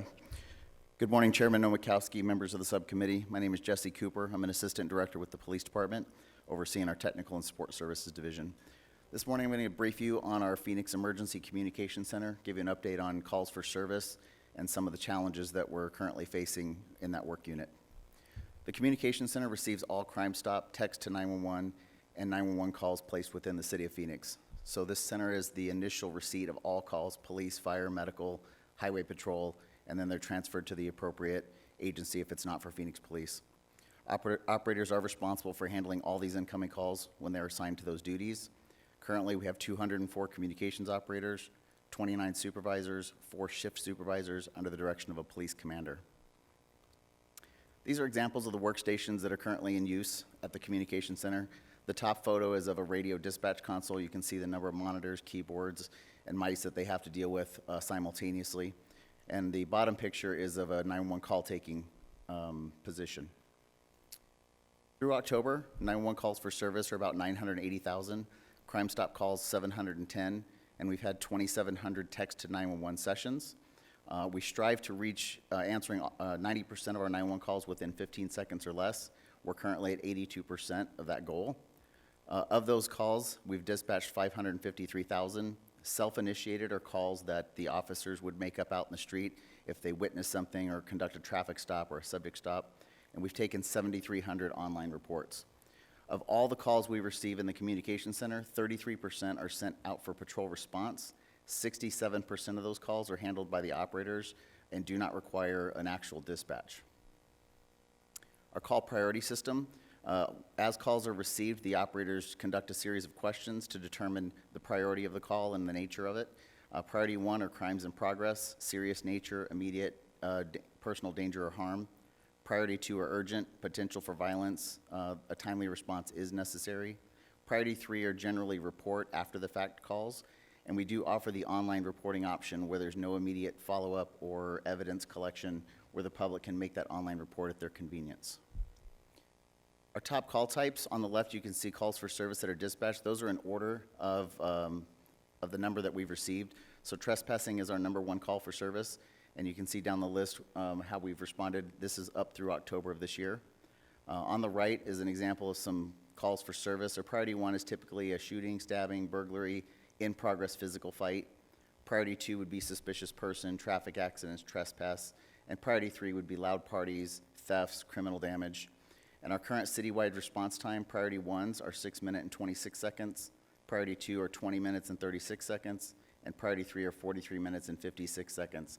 That time is measured from the time that the 911 call hits us to the time the officer's on scene. So that 6 minutes and 26 seconds is the entire call taking time, dispatch time, and travel time for the responding units.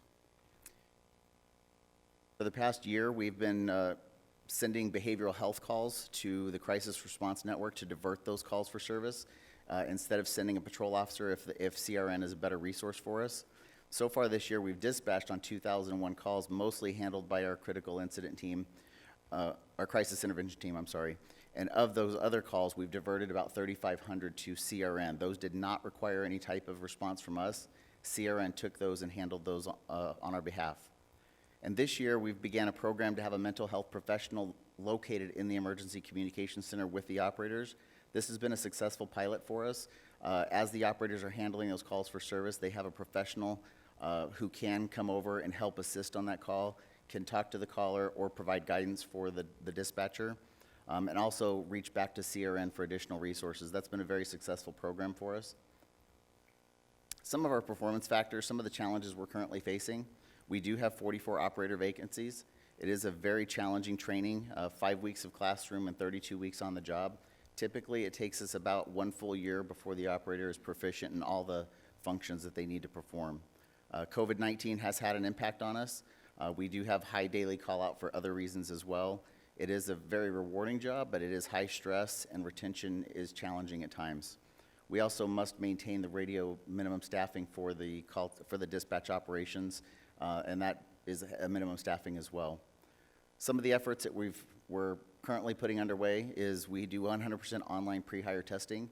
This used to be all in-person testing, so now we get a greater pool of applicants from across the country who can test and begin that pre-hire process with us before actually coming out to Phoenix. We are looking at, we do military job placement fairs, fast-track hiring events, other job fairs.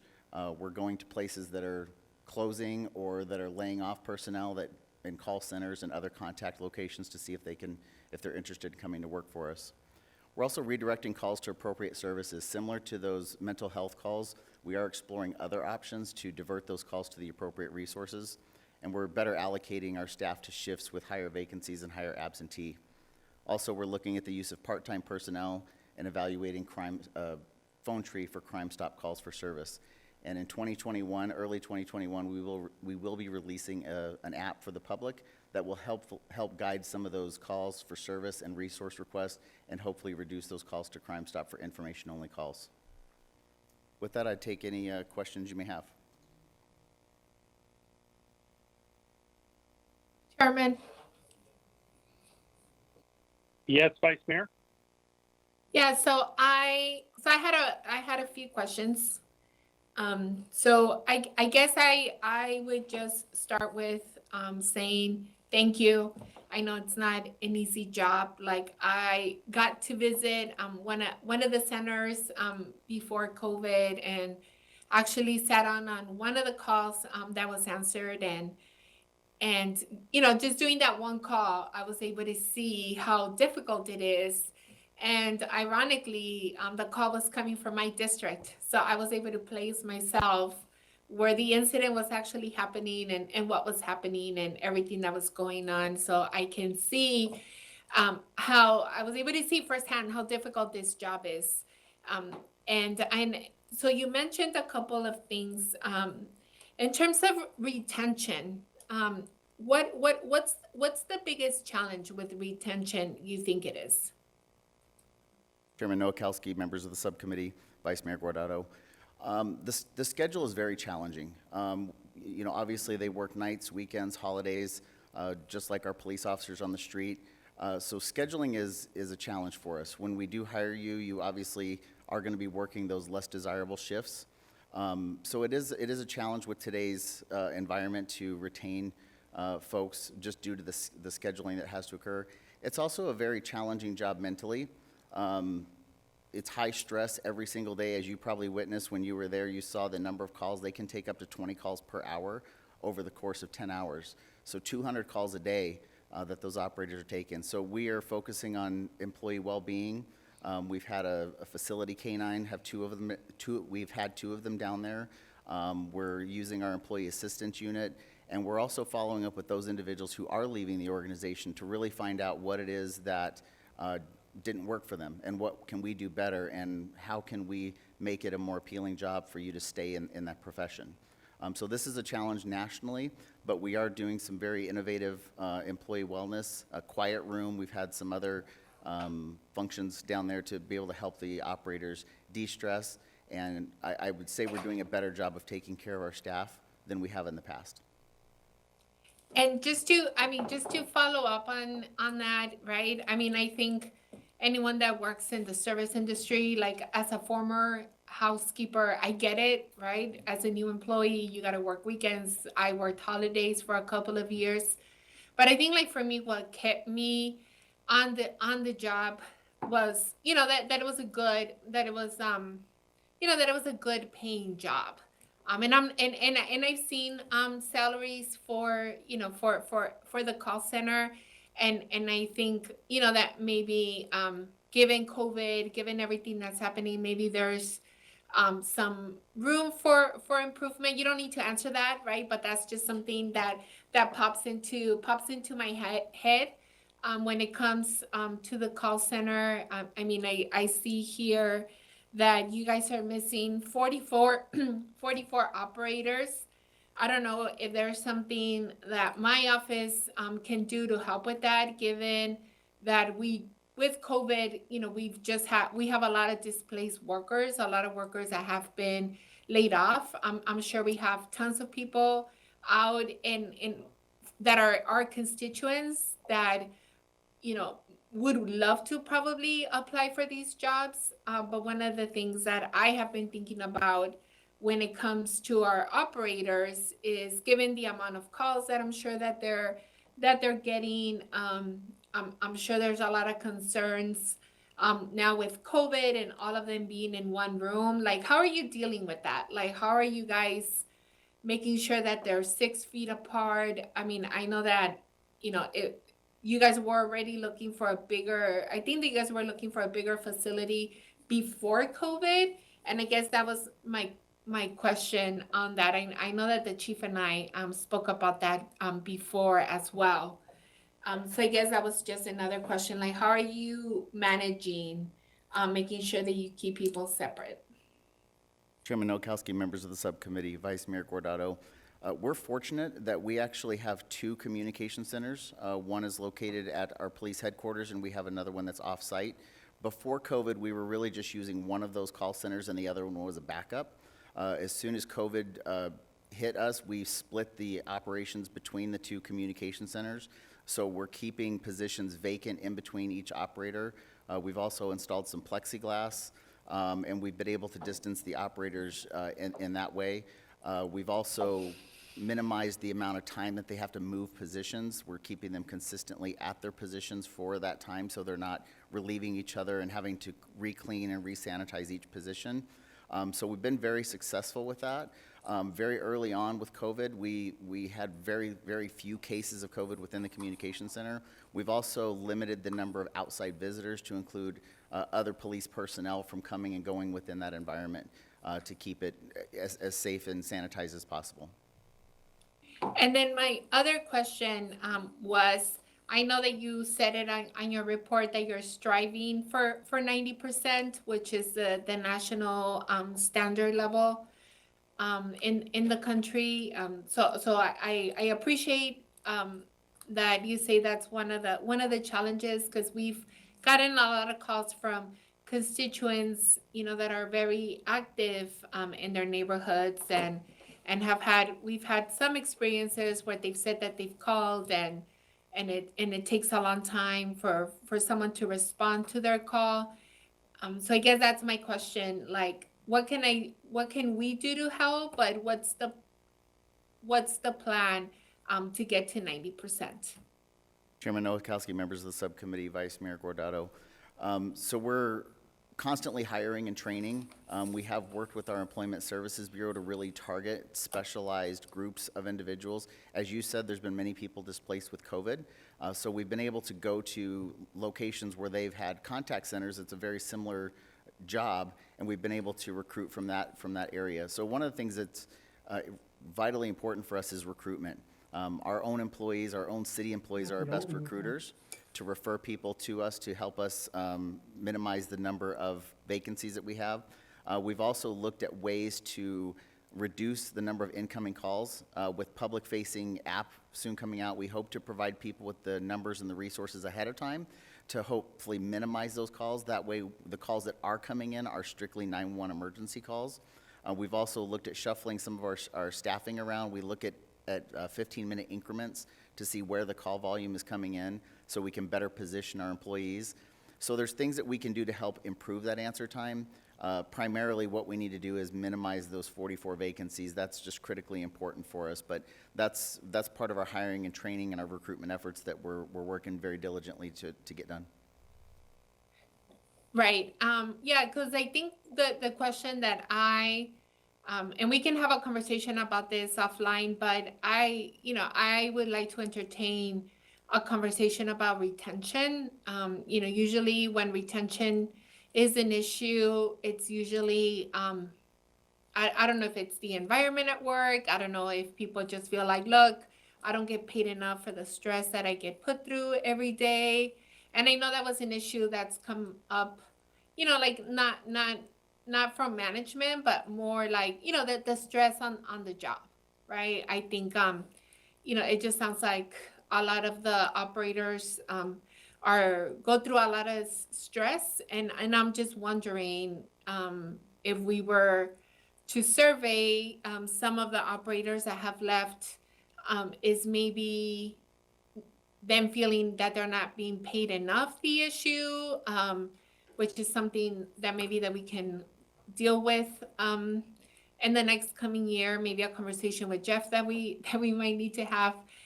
So I would, so we could deal with that offline, but I think retention is important. I think that, when I first came into office and spoke to a lot of the city employees, I know that, the water department has the same issues. Different departments have the same issue.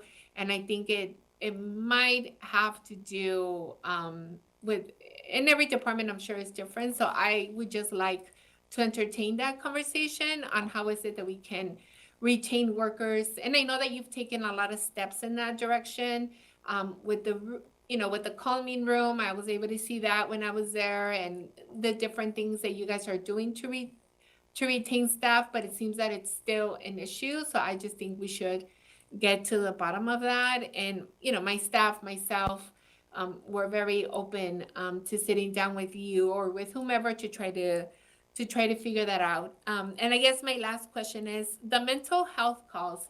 How is that going? And what is, given that it's been a pilot, what are some of the recommendations that you have on how do we, because obviously it's become like, I've had a couple of incidents in my district that if we would have dealt with it different, maybe the outcome would have been different. So how do you think that these calls are going, and how do you think that we should continue to do that pilot program? Chairman Nowakowski, members of the subcommittee, Vice Mayor Guardado. Some of the things that we also did was we provided specialized training for each of the call takers. So they have enhanced questioning techniques to determine if a police response is necessary, but the goal is to transfer that person to the appropriate resource, and it's been going very well. As I've mentioned, we've significantly reduced the number of calls that we've had to send police officers to, and we've put them in contact with mental health professionals who've been able to better serve their needs at the time. We still have had to go out with CRN in partnership, but as Assistant Chief Connolly and Commander Gonzalez have mentioned, we have a very robust CIT program. So I think we're doing a better job of asking the right questions, providing them the right resources, and we're also understanding that a police officer may not be that right resource. So the partnership with CRN has been phenomenal, and now with having an actual mental health professional in the communication center, they can more quickly help us determine what is the right course of action for that particular caller. So that's been very successful, and we're looking at actually expanding that more. As CRN may be able to put more mental health professionals actually in our comm center, we'd like to have that 24/7. We don't currently have that because we're still in that pilot phase, but it has been very successful, and I think it's shown promise of helping us get the callers to the right resources. Perfect. Yeah, thank you. No, it sounds like you and your team are doing a great job. It just seems like, given that they're doing more work that is necessary and that I'm sure they're loving to be able to do, maybe there's like some tweaking on the salaries that we might have to do as well so that they can continue to do that great work. But thank you so much for that. Thank you, Chairman. Thank you, Vice Mayor. We have one caller on this item. I'd like to take the caller first, and if there's any other questions, we'll jump back to the council members, all right? Yes, Chairman. So, I'm sorry. My apologies. Our speaker is Jeff Spellman. Mr. Spellman, are you on the line? Yes, I am. Please proceed. Very good. Good morning. This is Jeff Spellman with the Violence Impact Project Coalition. I live at 2609 West Lane Avenue, and I thank you for the information and the report. To start with this, I'd like to play a little bit of a taping here, if you listen to it just for a second.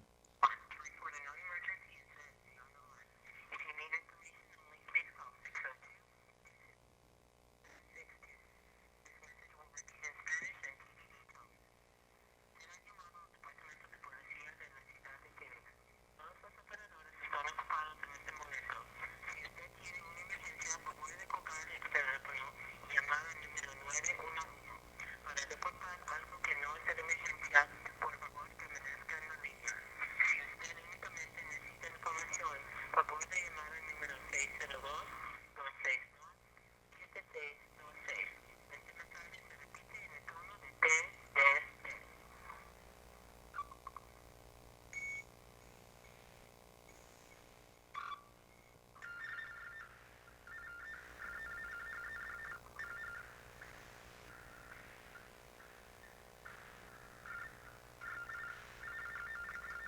Mr. Spellman, the audio is very low.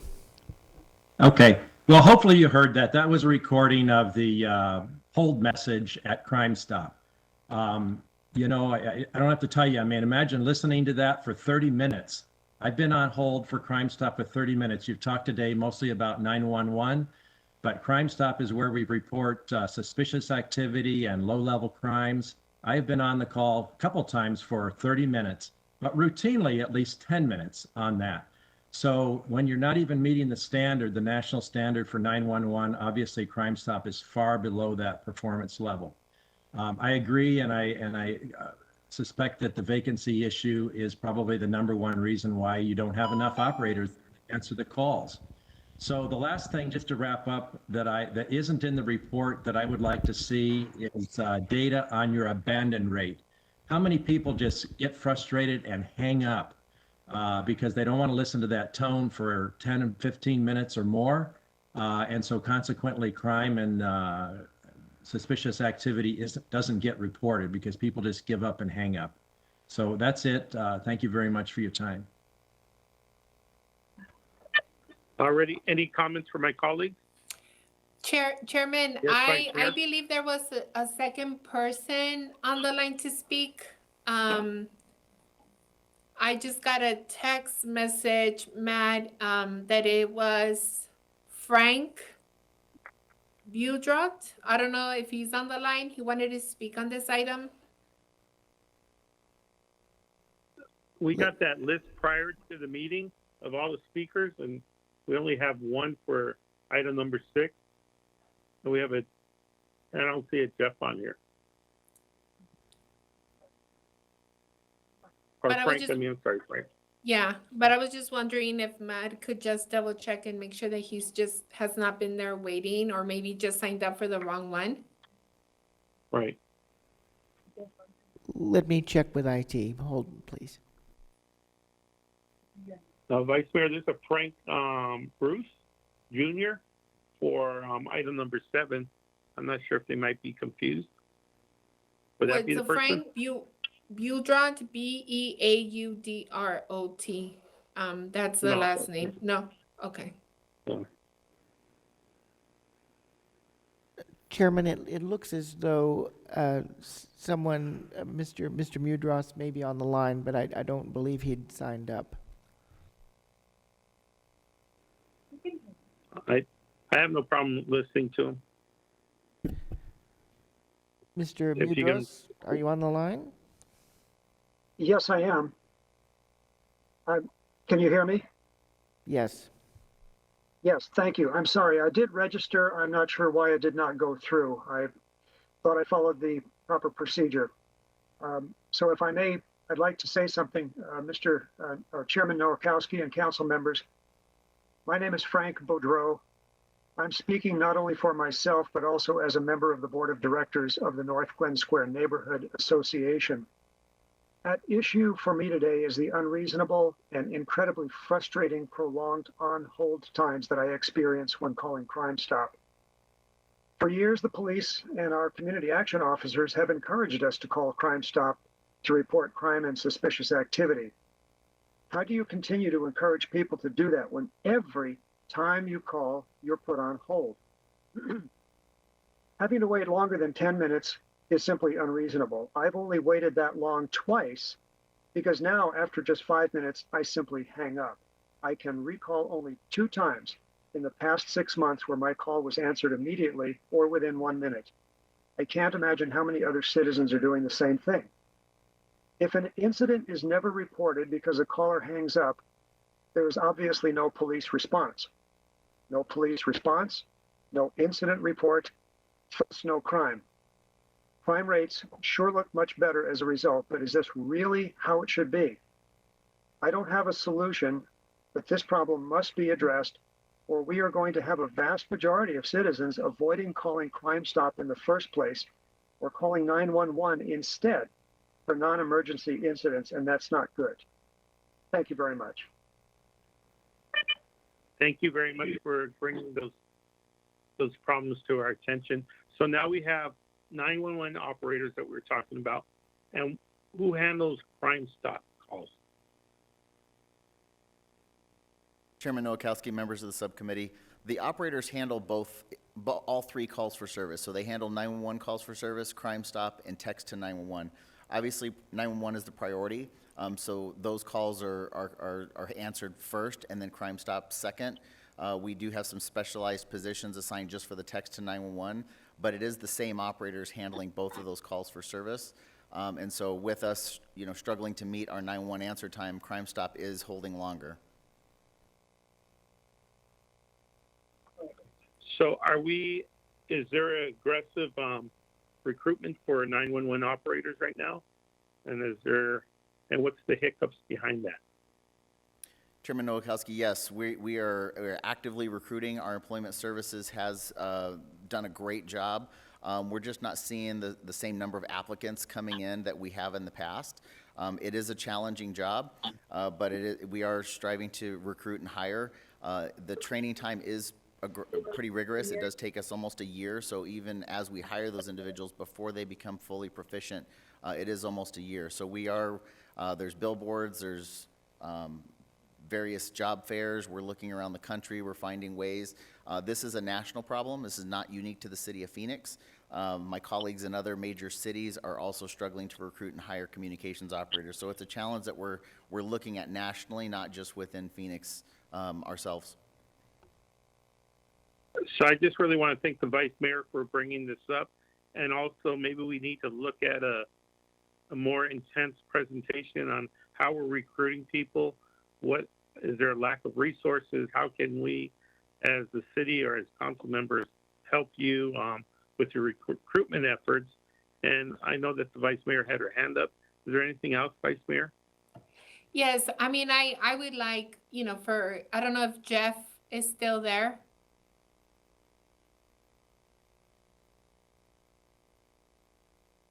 Vice Mayor, I believe he went back to City Hall.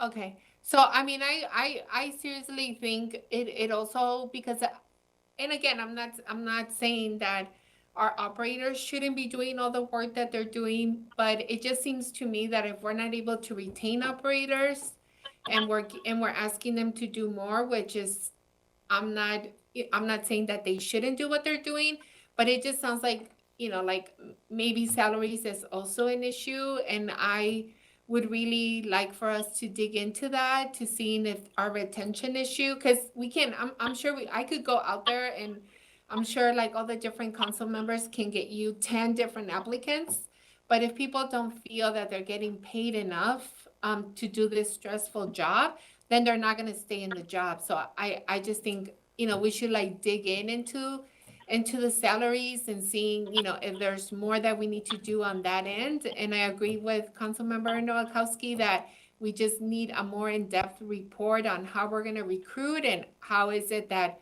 we need to retain, and then maybe comparing salaries to other parts of the country. Like it just seems that people are getting underpaid if they're not staying in the jobs, given that we're in the middle of this pandemic. Thank you, Vice Mayor. Milton, can we put this on a future agenda item and really look into details on the best practices in other cities, how they're retaining 911 operators, and what we can do as a city of Phoenix to improve those practices that we have here, and with all those issues that the Vice Mayor just brought up to us? Mr. Chairman, yes, we can. All righty. Well, thank you so much. Any other questions? Seeing none, thank you, Vice Mayor, for bringing this issue to the subcommittee, and we'll continue to dive in and figure out a way to retain and bring in more 911 operators that make sure our communities are safe. With that, we're on item number 7, the protest update.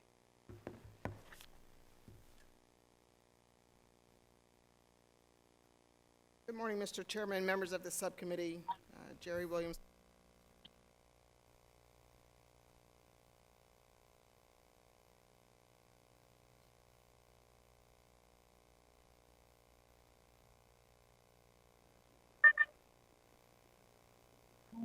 I can't hear the chief right now. I'm sorry about that. Gotta love today's times. So following the death of George Floyd in May, protesters gathered in cities across the country to voice their disapproval and opposition to police brutality. Demonstrations in downtown Phoenix began May 28th and continued nearly every day through June 14th, attracting thousands of people to the downtown corridor. The protest activity occurring between May 28th and May 31st attracted the largest number of people to the downtown corridor. The majority of the demonstrations were peaceful. However, some of the protest activity caused significant property damage consisting of broken windows, graffiti, attempts to burn property, damage to police vehicles and other city and federal structures. The level of lawlessness observed during this time period led the governor to issue a statewide declaration of emergency on May 31st, and that established a curfew between the hours of 8 p.m. and 5 a.m. to assist in the prevention of criminal acts during civil unrest. During this 4-day period, the police department arrested 354 subjects for various offenses, to include rioting, unlawful assembly, aggravated assault, resisting arrest, obstructing a public thoroughfare, criminal damage, and curfew violations. In some situations, and I'm sure we're going to talk about this, oftentimes it was safer and easier throughout the time of the protest not to arrest or engage folks that committed criminal acts, but to later pick them up afterwards. So in some instances, officers were unable to make arrests of individuals on the scene of the crime for safety reasons, whether it's the officer's safety or the community member's safety. If a suspect flees or it's unsafe to make an arrest, the law does allow individuals to be arrested at another time and location, and this has been the case for some of the protests arrested in connection with the criminal activity committed during the protests downtown. To remind everyone, we set up barricades and established safe zones for the thousands of individuals that flooded the streets to be able to peacefully protest and to do so in a safe manner. Barricades and hard closures were in place from May 30th to June 10th between 1st Avenue and 7th Avenue along Washington and Jefferson Streets to prevent any civilian vehicles from entering these areas which were flooded with protesters. We had staffing challenges initially, so much so we had to declare a mobilization, which is where I bring all employees in. And effective November 17th, our protest staffing was scaled back and normal police operations resumed. So to date, we've spent $14.5 million in response to the protests, and this includes approximately $14 million for staffing costs. Also keep in mind, too, the initial onslaught of damage that happened the night of May 30th was estimated somewhere around $750,000. The police department, just so you'll know this piece also, we've learned a lot through the course of the protests, and you all approved the authority for PD to work with Arizona State University on developing better strategies, better communication techniques, and for ASU to study some of the crowd activity as well. So with that concludes my verbal report. I will take any questions that you all may have. Thank you. I know that some of my colleagues want to speak, but we have 10 individuals that want to speak. Would it be okay to entertain the 10 first, or would my colleagues want to speak before the speakers?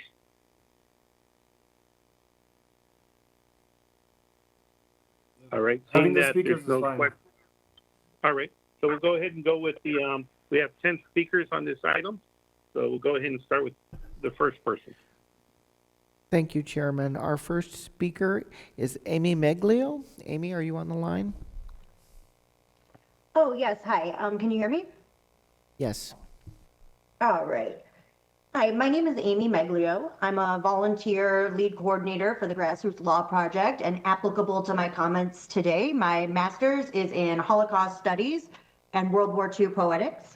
And my comments are regarding protests and police response from May all the way through to October 17th. So the Holocaust, Tiananmen Square, these comparisons are not hyperbole.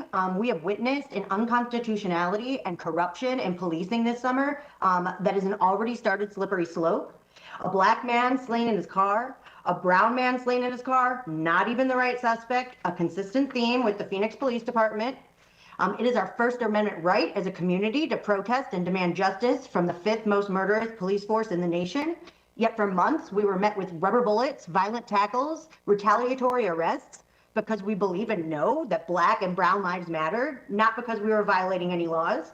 Cut to the election. White ring protesters, many affiliated with groups like the Arizona Patriots, who are recognized by Southern Poverty Law Group as a hate group.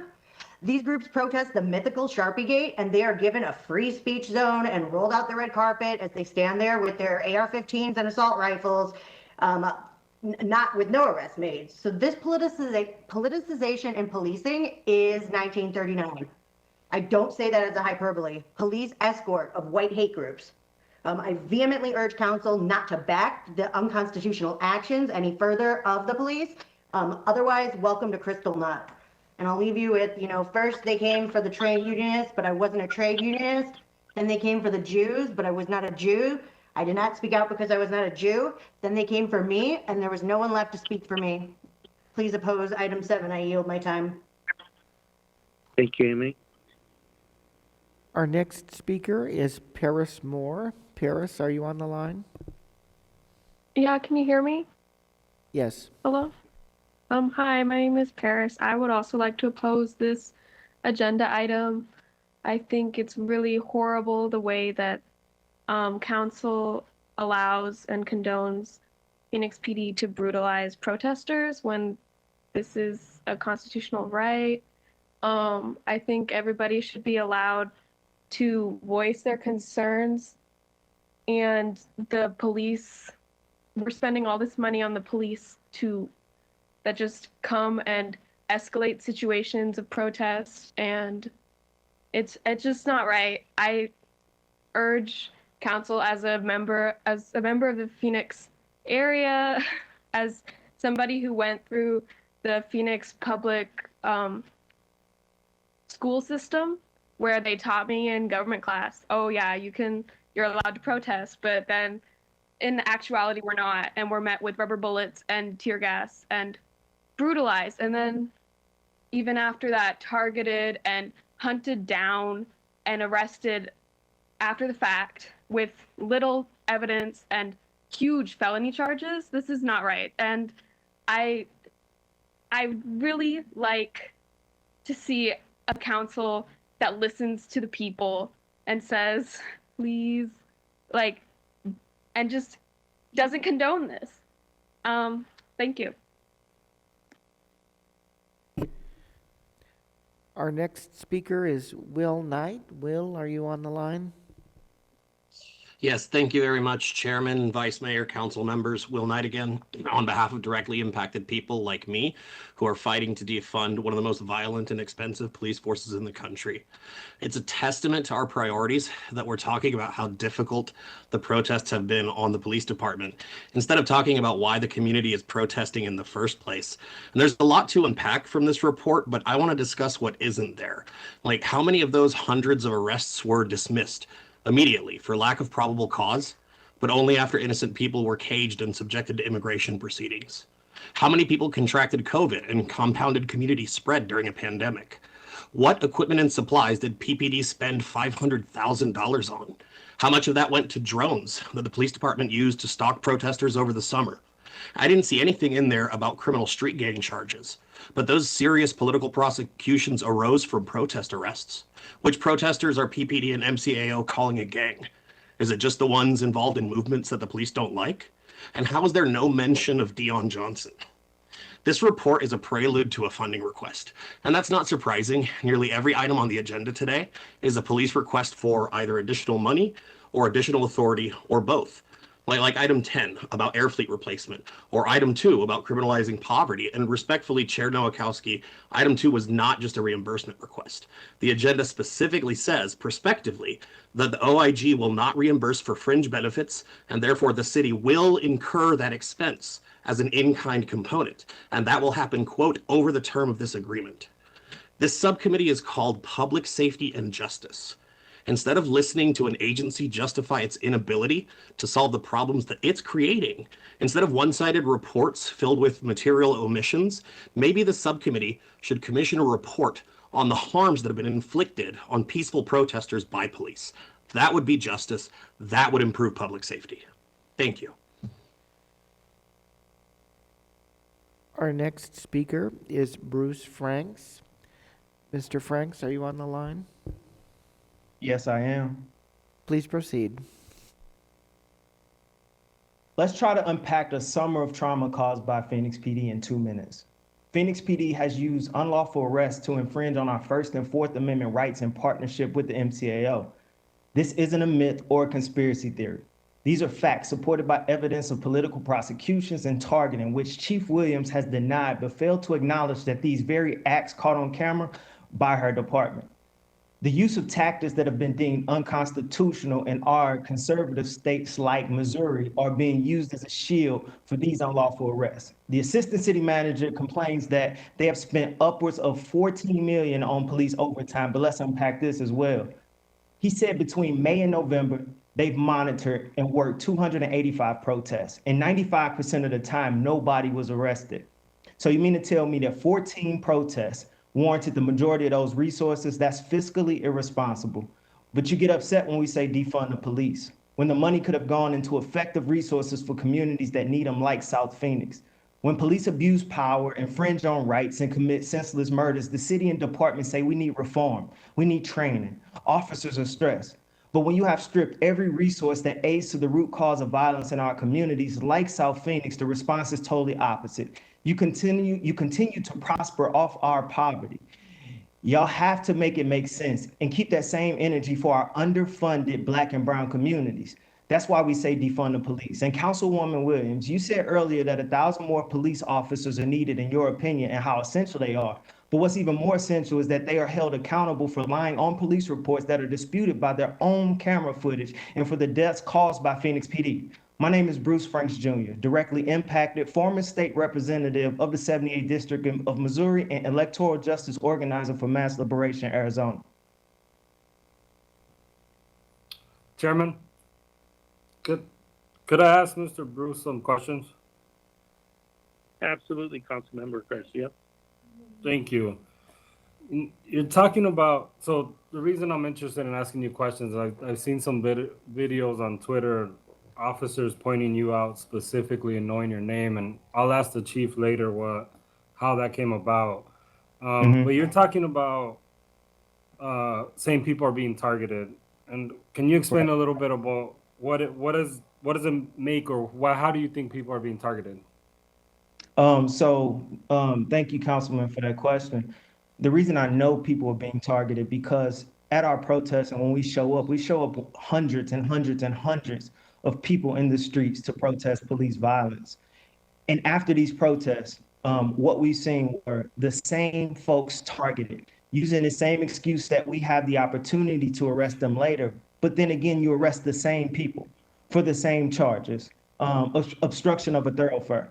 When we're all in the streets, when there are hundreds, over 500, sometimes over 1,000 of us in the streets, but you pick out the same 5, 6, or 7 who has the loudest voices, who are the ones standing up, and who they see as quote unquote leaders or the folks that organize folks. You talked about political prosecutions, and to some that may sound a little out of touch. What do you mean when you say political prosecution, or what makes it these arrests political prosecution according to yourself? So when you think about the MCAO office, when you think about this narrative that's been given not only nationally but specifically here in Phoenix with Blue Lives versus Black Lives, Black-led organizations taken to the streets to call out police violence, to call out police murders, as well as how we've been calling out to defund the police. This was used throughout the entire campaign as political rhetoric. Right?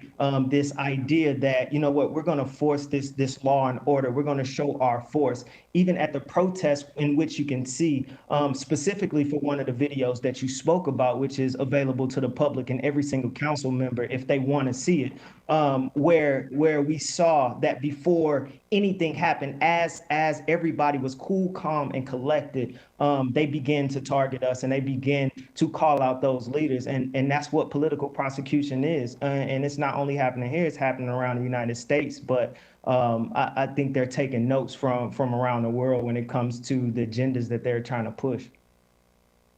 The last question, you come from a community that's also gone through a lot of this turmoil. So wondering from your experience there, and also since you've been here, what are the impacts on these arrests, or what have you seen the community's response to them? So when I think about the impact, from these arrests, I think about what's been said earlier, how everybody's talked about how hard the police have it, how hard the department has it. But think about folks who are just taken to the streets to speak up, to make their voices heard, because they've seen something, they feel something, they hear something that they don't stand with. And for them to be subject, for us to be subject to arrest, felony charges. Some folks have never even had handcuffs on them before. Some folks have never even had interactions with the police.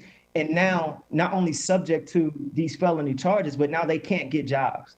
They are in jeopardy of losing their homes. You're talking about the mental health strain. You're talking about the amount of folks that actually went to jail and could have contracted COVID.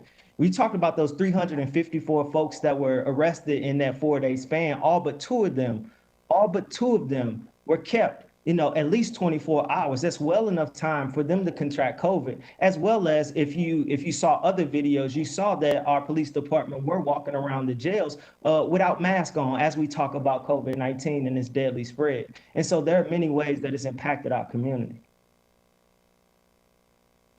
Thank you. Thank you, Councilmember Garcia. Matt, it's all yours. Chairman, our next speaker is Elizabeth Venable. Ms. Venable, are you on the line? I'm sorry, she's not on the line. Our next speaker is Cynthia Garcia. Cynthia, are you on the line? I'm sorry, she is also not on the line. Our next speaker is Marisa Leyva. Marisa, are you on the line? Okay, she is not as well. Our next speaker is Valerie Hernandez. Valerie, are you on the line? Yes, I am. Can you hear me? Please proceed, yes. My name is Valerie Hernandez. I'm 27 years old. I am, I guess you could say, a half-breed. I look white, but my last name's Hernandez. I'm actually going to be changing my name here soon to Valerie or Valeria Preciado Hernandez. And I wanted to take a moment of silence for the lives that we have lost, both from the Black community as well as the Latino community.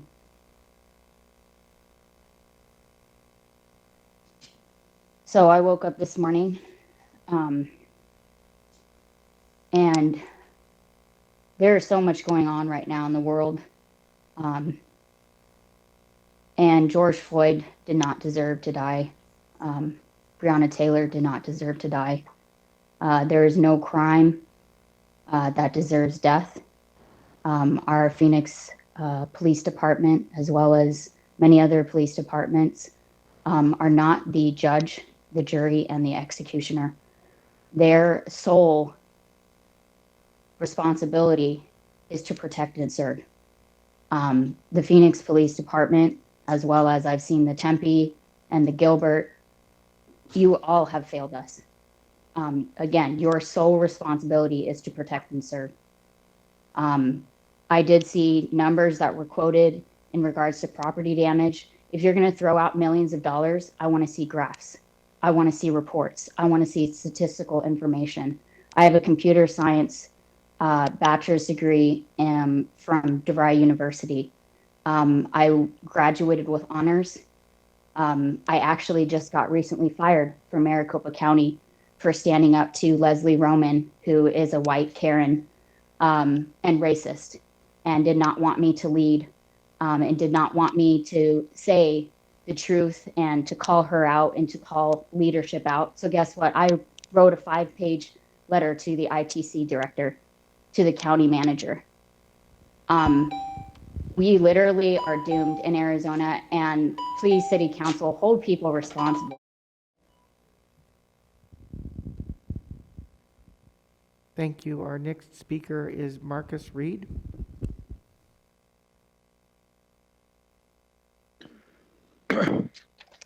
Hello.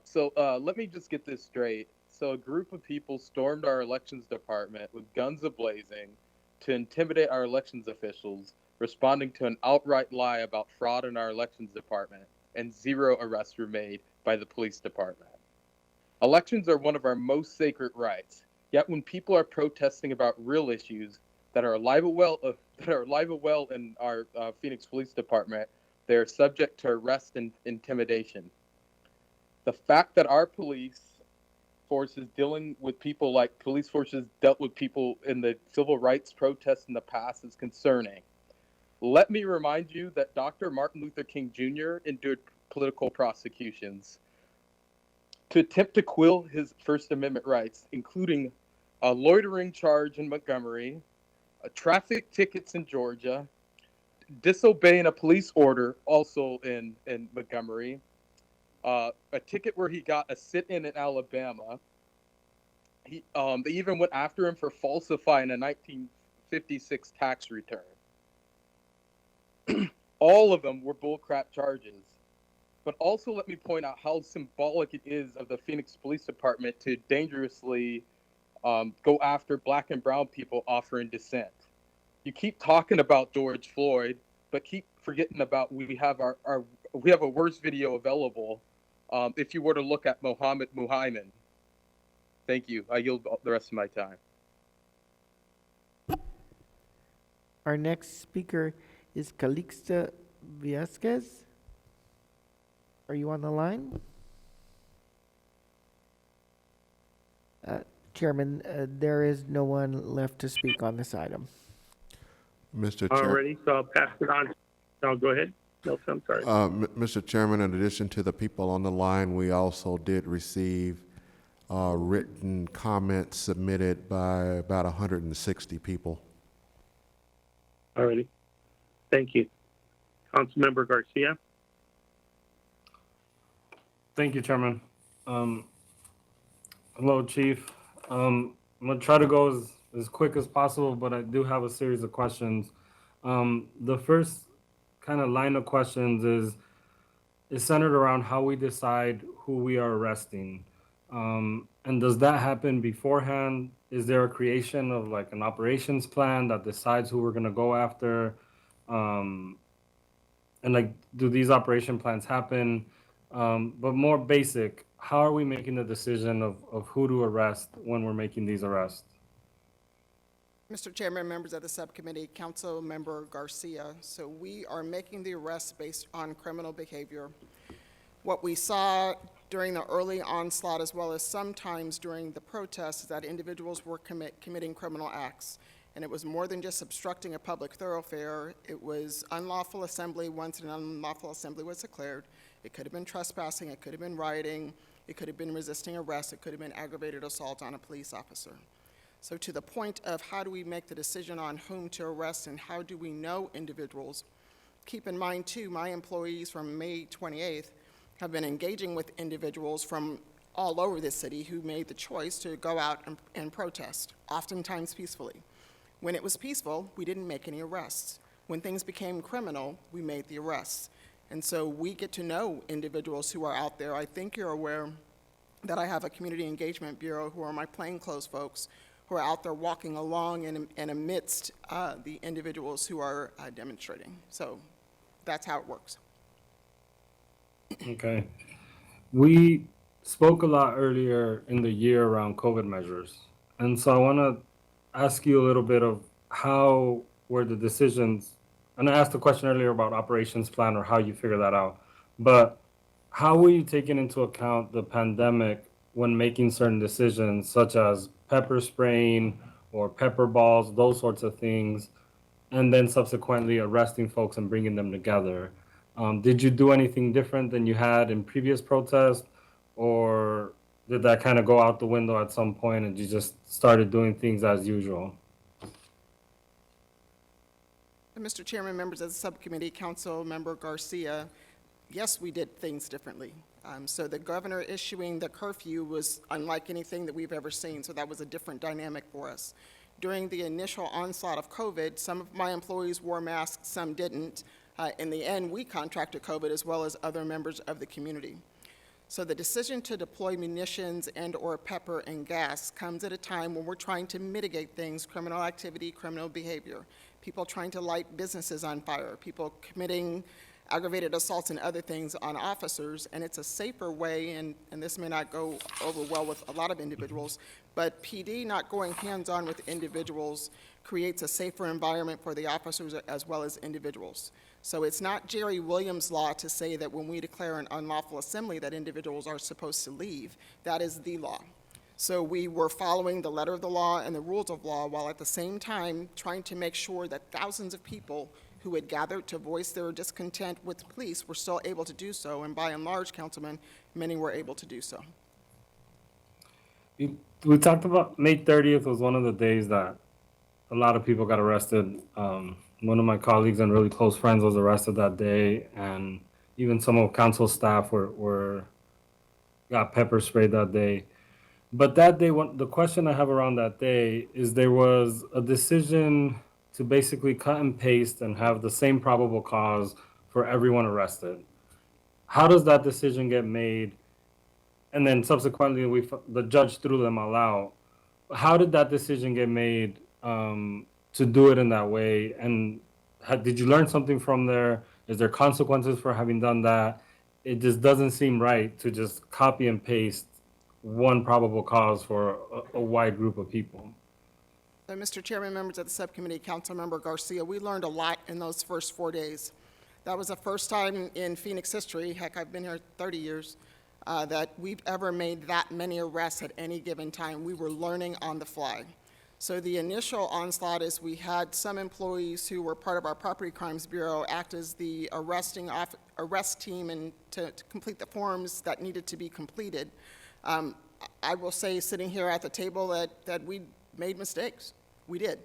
So the idea and decision to cut and paste, I'm sure, was determined for expedited purposes and the fact that we had so many people who were arrested at any given time. So we did learn after May 31st through the 1st or 2nd that if we're going to have mass arrests that we had to do it differently. So we called in a different team of individuals and came up with a different strategy. So I will admit that we made some mistakes then. There were people who didn't get their property.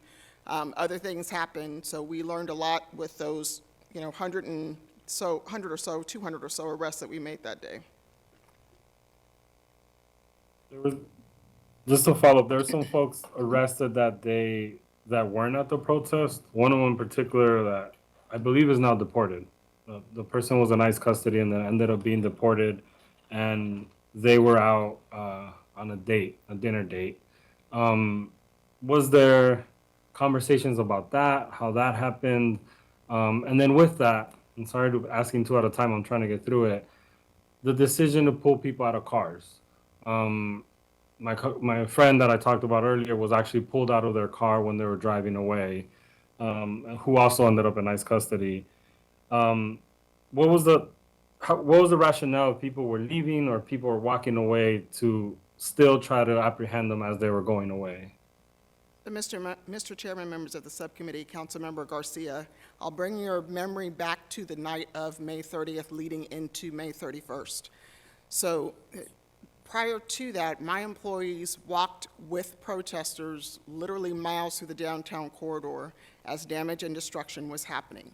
We didn't know the plan. We didn't know the route. We were following them and trying to make sure to try to minimize the damage and/or minimize any injuries to any of the protesters. Come May 31st, the governor issues his curfew order. We are going to abide by that curfew order. So as individuals were told to leave after we declare an unlawful assembly based on the curfew order, people weren't leaving. They were still going all around the city, driving and doing things, and so we were making arrests to try to mitigate the criminal activity that was going on and to abide by the curfew order. So taking people from cars, if you are out and we're asking you to leave and we've been trying to give you the opportunity to leave and you don't, is what creates a dynamic of individuals being arrested. I do recall too during that time, and I don't remember which date it was between the 31st and the 5th, that one of the protesting groups reached out to us or me directly to ask that they be given a 30-minute window in order to get back to their vehicles during the curfew time, and we did abide by that. We received a letter, I think it was from the ACLU, about our officers improperly, I don't know how to say this,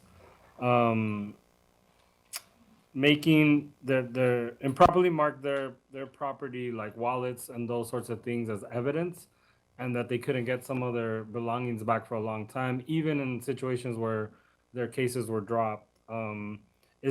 What was that process like? Have we learned or shifted that?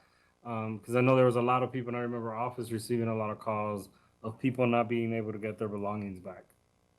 Mr. Chairman, members of the subcommittee, Councilmember Garcia, as I previously mentioned to you, this was the first time in history that we've ever made those arrests. So as I mentioned to you previously also, after the 31st, we changed our structure of our arrest teams to provide better quality control, for lack of a better term, so that people could get their property back. I do recall too during that time that it was extremely hot at the Property Management Bureau when folks were trying to get their items back. And so we as a city placed a tarp and water and other things so that people were able to get their property back. Bring your memory back to that also. Remember, due to COVID, we had to make changes to our property system, so people had to gather their belongings through a window as opposed to coming in. So back to the question, again, I'm not going to say that we did everything perfectly that day. I will say that we were working hard trying to mitigate a lot of things that were happening on the fly, and we made some mistakes, but we were assured to try to accommodate or account for those mistakes as we moved further on the process. As the, I guess, protest moved on, we eventually saw, and we heard some folks mention that around the gang-affiliated charges. And so the questions I have around that is, what is your relationship to MCAO when something like that happens? How did our officers participate in facilitating those charges? Is it something that was maybe initiated by us, or was that MCAO who made the decision to charge people with gang-related charges? Mr. Chairman, members of the subcommittee, Councilmember Garcia, Phoenix PD filed initial charges. It is could be the decision of the Maricopa County Sheriff's Office to up those charges. So I probably shouldn't say much about it other than a grand jury found probable cause to charge the groups with the crimes, and those crimes included assault, riot, and assisting in a criminal street gang, as well as planning violence. So what part do my employees play in on that? During a grand jury hearing, a Phoenix police officer would testify, and I'm sure one or two of my employees testified as to what was going on during that protest and why we submitted the charges that we submitted. So they would be the subject matter expert in the grand jury to express and share what was going on the street.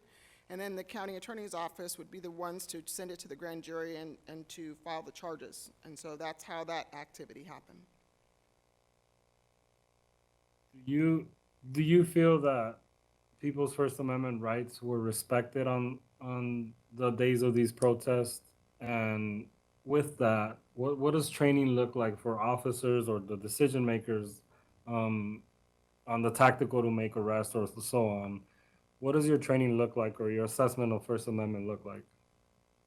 Mr. Chairman, members of the subcommittee, Councilmember Garcia, we are constantly providing training to our employees on First Amendment as things and laws and rules change. I will say this, I do believe that we provided a safe environment for individuals to practice their First Amendment rights. It is when criminal activity and lawlessness happens, we have a responsibility to do something about that.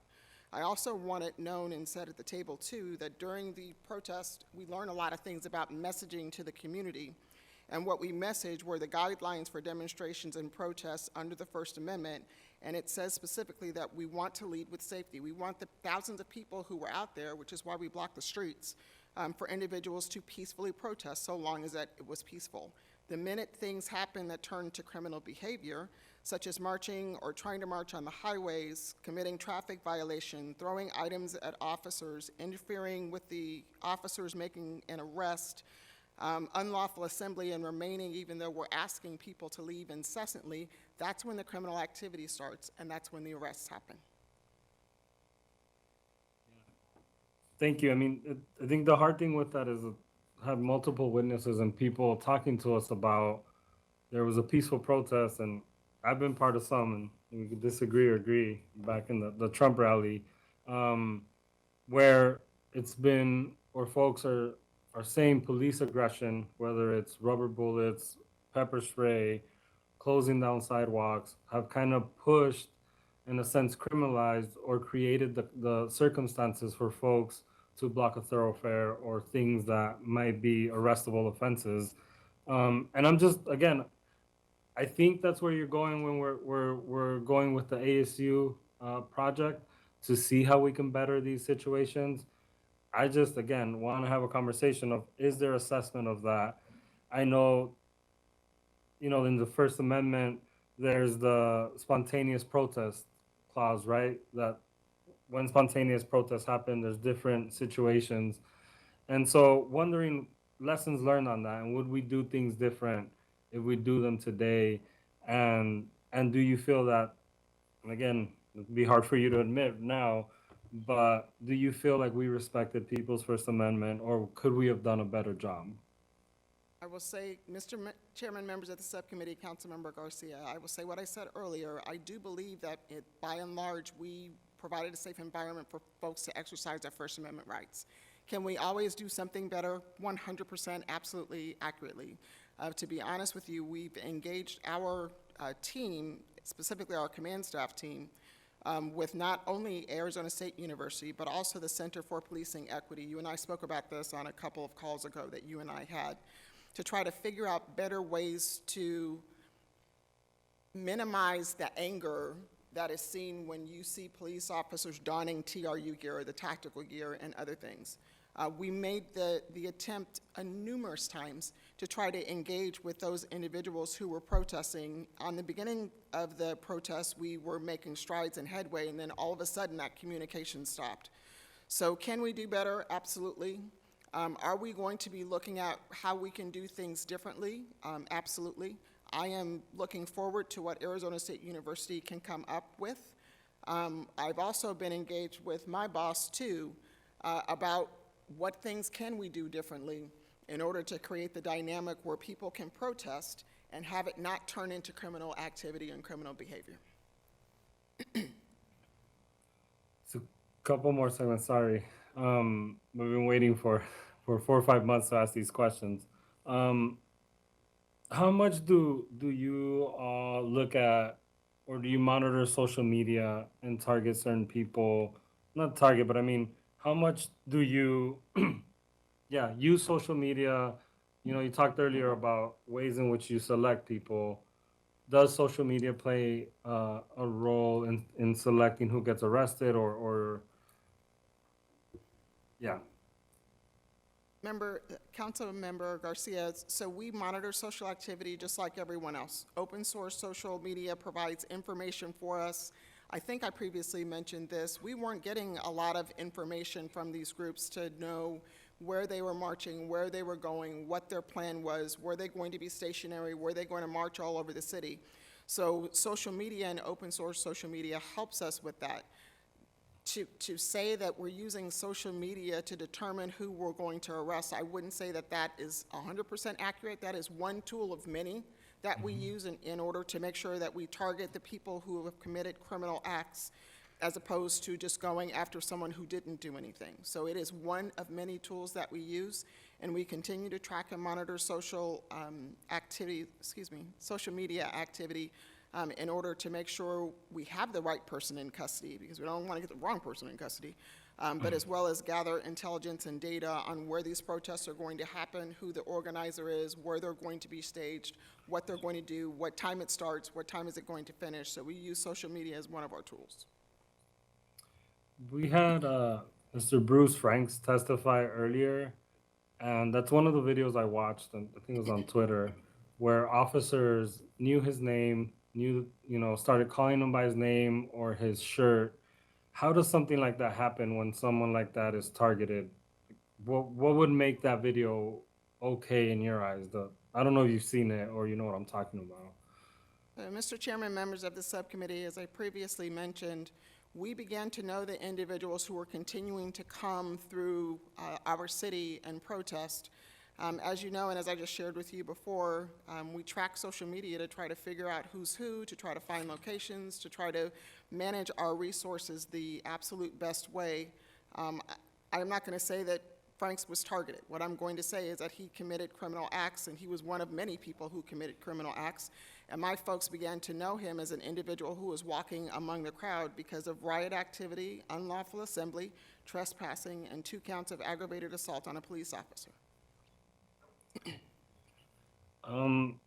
Last couple of things, and like just out of questions I asked before, back to the cut and paste and the probable cause, who makes that decision? Mr. Chairman, members of the subcommittee, it could be a lieutenant who was assigned to the arrest team making that decision to cut and paste for expediting purposes. Again, we had 190 so folks in our custody, either 114 or 194 folks in our custody, and we were trying to move people through the system.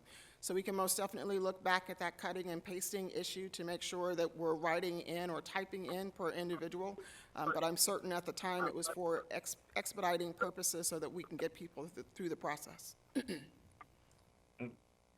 Yeah, I think I'd be interested in having an investigation and figuring out how that happened. And I don't know if you have them off the top of your head, but I also would want to know how many cases were dropped. In the sense, either because it was, police, our fault because we didn't do probable cause right, or just wanting to know of all the arrests that you mentioned earlier, how many were actually dropped or how many went through. I think that's it for now. I know that was a lot, but I definitely would want to continue to have this conversation and continue to hear lessons learned. I'm excited to see where the ASU conversation goes, and possibly some more community dialogue so that we could just be on a similar page of what's happening out there when these protests are happening. Because unfortunately, I think, we can't not expect another incident to happen, and so we're going to expect people to be out on the streets again, and I hope we can respect their First Amendment. So thank you, Chief. Chief, this is Councilman Nowakowski. I'd like to talk about a specific protest or an incident right back in Garfield when protesters were marching down 7th Street, and it looked like they wanted to take over the freeway. All of a sudden, Highway Patrol and the Phoenix PD basically blocked the road, and then all of a sudden, I was watching it at home through television, through social media, and I seen that there were some posts on social media that they were going to go into the neighborhoods of Garfield and let's just go ahead and mess it up, assault people, blah, blah, blah. So saying all that, can you tell me what happened that night when they were approaching the freeway? After that, were you guys watching social media, seeing what they were posting and some of the stuff that was going on? And also, if you can answer if there was 911 calls from the neighborhood or businesses that night? So, Mr. Chairman, members of the subcommittee, there was tremendous social media chatter, not just nationally, but also locally, about individual groups wanting to go to people's homes and houses and take back the neighborhood or take over neighborhoods. So it wasn't just here in the city of Phoenix, but there was tremendous chatter about that. To refresh everyone's memory, on May 31st, the governor issued his curfew order for 8 p.m. to 5 a.m. And so, as I mentioned previously, we had thousands of people in the streets marching and roaming. PD couldn't control where they were going to start and stop. We did hear that they were going to try to take over the freeway, and as I previously mentioned, that's one of the things that people can't do. It's expressly written in the law. So as this group of thousands marches up 7th Avenue towards the freeway, 7th Street to Roosevelt, DPS, who is responsible for the freeway system, gave the orders and then had to deploy munitions in order to get the crowd who was at an unrest and very angry stage to get people just to mitigate and go away. So what folks did is they flooded the neighborhood, the Garfield neighborhood. It wasn't Phoenix PD's or DPS's intent to have folks flood that neighborhood. That's just where the crowd went. We had about 17 or so calls to the 911 system calling in to say that people were jumping fences, they were in their neighborhoods, people were afraid. To refresh everyone's memory too, the mayor and I sat on a call with the Garfield neighborhood as they expressed their dismay with how things went. So we had a total number of 33 complaints that came through our Professional Standards Bureau. One was substantiated or is in the process of being substantiated, but the rest of them turned out that there was no misconduct by our employees. So it was not the intent of the Phoenix Police Department to flood Garfield neighborhood or to have any of that happen. The crowd dictated that behavior just by sheer nature of the size and where they went. So to Councilmember Garcia's point, we always want to figure out ways to do better. So it's not like we just sit on our hands and say, okay, we can't learn from things. We will always learn from things. And to the Garfield neighborhood, if you're out there, it was not our intent to have people come flood your neighborhood or anyone else's neighborhood. That just kind of happened by nature of the sheer crowd size and what the crowd decided to do. Thank you. Thank you, Chief. The other thing too, Chief, is back in the late 80s and early 90s, I was actually one of those coordinators of protests out there in the city of Phoenix. And one of the things that we would do is we would meet with Gerald Richardson at that time, Rudy Bustamante, that was the community outreach officer, and then Minnie Hernandez that just barely started as a police officer. And then they basically would have us come down to a meeting, talk about the routes, the roads, and basically if there was any type of, what was the purpose of our demonstration or march. And then we basically would say that we wanted to chain ourselves up in front of City Hall or the police station. And they said, well, what we'll do is we'll detain you and then we can release you. So it was all orchestrated and it was all planned and it was all using the resources of the city of Phoenix to close the streets and make sure that the protesters were safe. Now, saying all that, that was the practices back when I was organizing marches and stuff. And then when I became a council member and when SB 1070 happened, even some of my colleagues on the council came to us and we did the same process. But we used Chris Abril and some other community action officers to help us. Minnie was still involved at that time also, and we did the same thing. But what was scarier about the protest with SB 1070, we had the Tea Partiers, individuals that were standing on the side of the road with rifles, guns, and basically it was scary. It was scary times. And working along with the police officers, we were able to make sure that the protesters were safe, that we were able to close down the streets and to create areas where the Tea Partiers would stay to the side. We would walk down the street, they would be on the side of the sidewalk, and everything came out peaceful. The reason I'm describing all this is because I was just wondering, have the organizers in the past year or so, have they actually had meetings with you all to plan out the protest? Have you guys organized or have they organized or told the department what their plans were, what the routes were, and what the purpose of the protests were, and what they wanted to see the outcome? And did they communicate with you all what streets and what roads need to be closed so that we can basically help organize a peaceful protest? Mr. Chairman, members of the subcommittee, again, we tried early on to engage in dialogue and conversation so that we could build some kind of rapport to know what streets, what time, what was happening, and what was going on. And as I mentioned, that didn't happen. Also, you brought up a memory. I specifically remember Senate Bill 1070, where Central, the Community Relations Bureau at the time, was able to work with those organizers so that when they sat down in the middle of Central, at Central and Washington, in a circle, They said a prayer, they sang, or they did something. Because of that relationship that they had with our Community Relations Bureau, we were able to safely go in and make those arrests. Our challenges with these protests that are happening now is that while most of them were peaceful, so I will say that out loud, there were also ones that turned into criminal behavior, which means that things are thrown at my officers, damage is happening, buildings are trying to be burned. I can't mitigate that situation by just having a conversation. And so what I would hope, and I think Councilmember Garcia and I are actually saying the same thing, I would love to have the opportunity and have my team sit down with the organizers and come up with what could work so that people can continue to peacefully protest when it's a peaceful protest. I know Assistant City Manager Milton Dehoney, who is my boss, has been meeting with a number of individuals throughout this time of COVID. I know for a fact members from my Community Engagement Bureau, I know Assistant Chief Sean Connolly, Commander Tina Gonzalez, Commander Dennis Ornder have met with a number of community individuals to try to figure out a way to peacefully coexist. And we've not been as successful as we should be with that. But that does not mean that we stop the conversation. That does not mean that we stop trying to engage with people. And it does not mean that we disallow people the opportunity to peacefully exercise their First Amendment rights.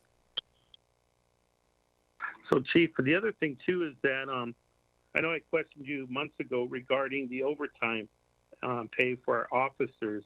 And basically, it's because we really didn't know what was happening or how much officers we would need for these types of protests.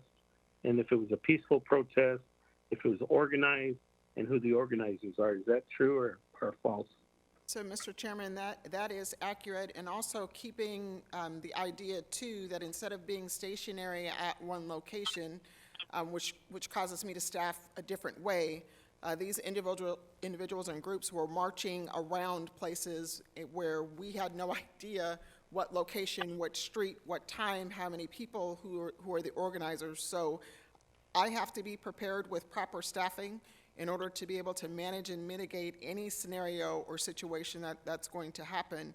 And so, albeit I didn't necessarily want to spend that much money on overtime, but at the end of the day, I have a responsibility to protect and serve, as well as to preserve property and to allow folks who wanted to come out and peacefully demonstrate to be able to do so safely and to keep them safe.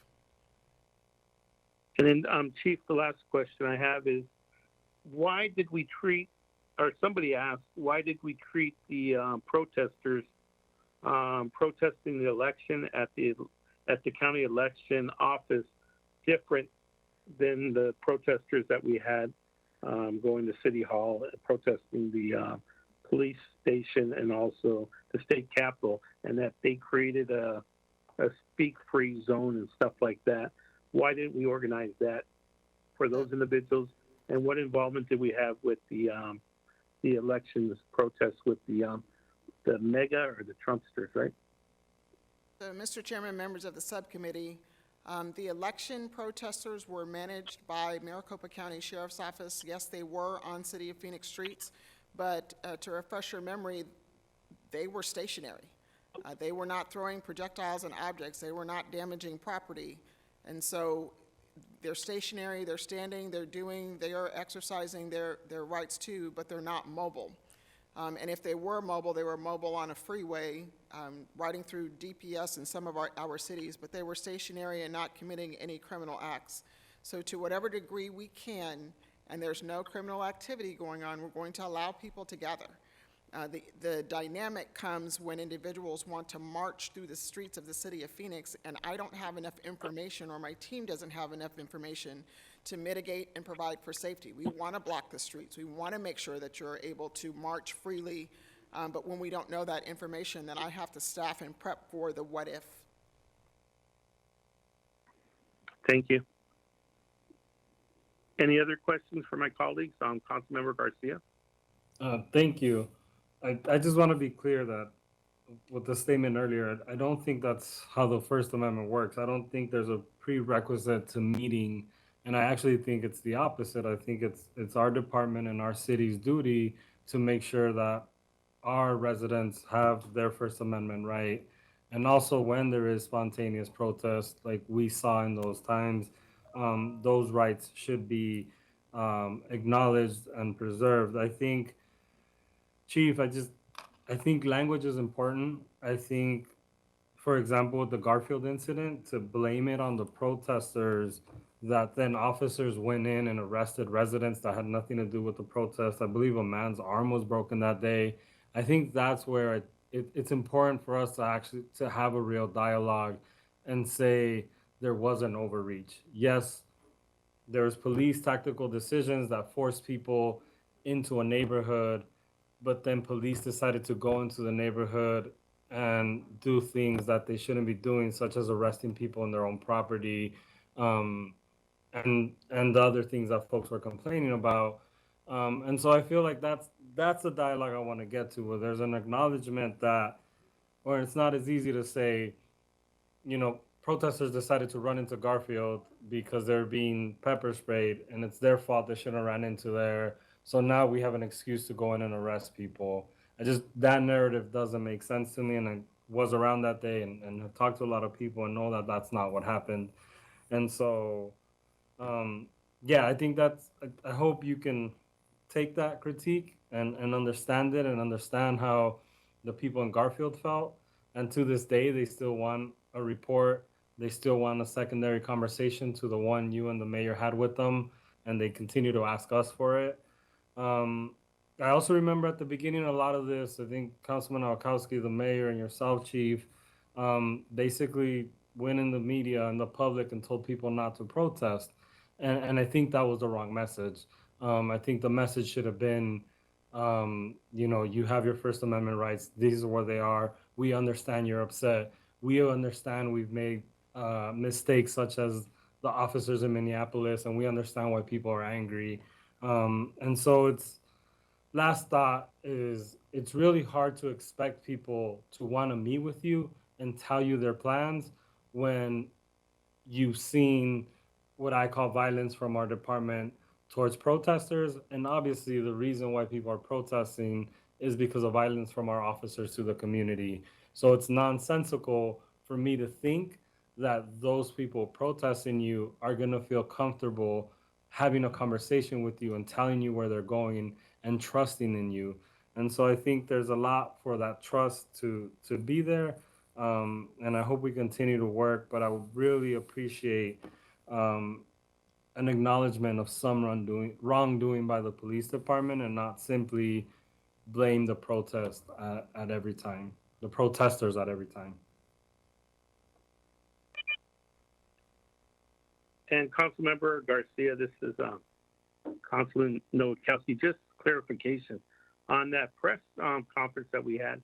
That was after the windows were busted in on police cars, on businesses and federal buildings and city buildings, and we were asking people to please don't participate in that type. That they have the right to protest, and if you are going to protest, don't be a part of the damaging, because there might be consequences, and also to make sure that you're practicing social distancing and wearing a mask.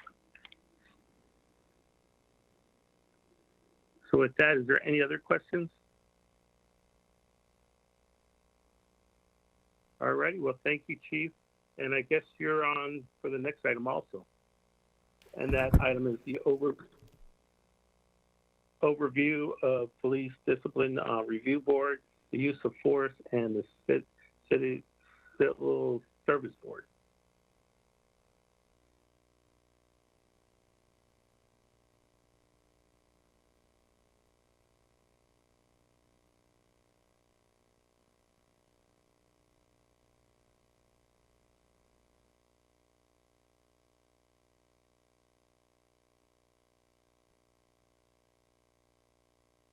Good morning. I think it is still morning. No, it isn't. Good afternoon, Mr. Chairman and members of the subcommittee. I'm Mike Kurtenbach, Executive Assistant Chief of the Phoenix Police Department. With me here today is Deputy Human Resources Director Xavier Frost.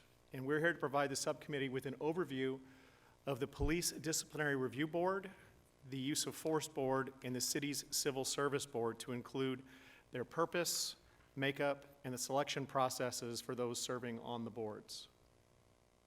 So I'll begin with the Police Disciplinary Review Board, or DRB, as I will most likely say throughout the presentation.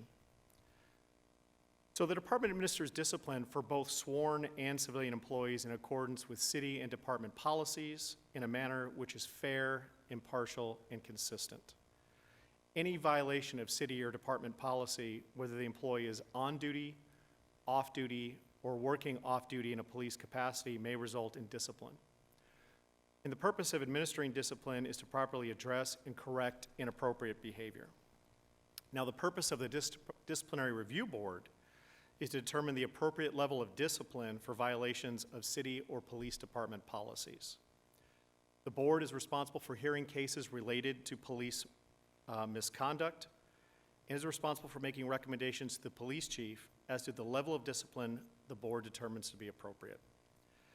Generally, the board hears violations of policy that would result in a minimum of a 24-hour or 3-day suspension.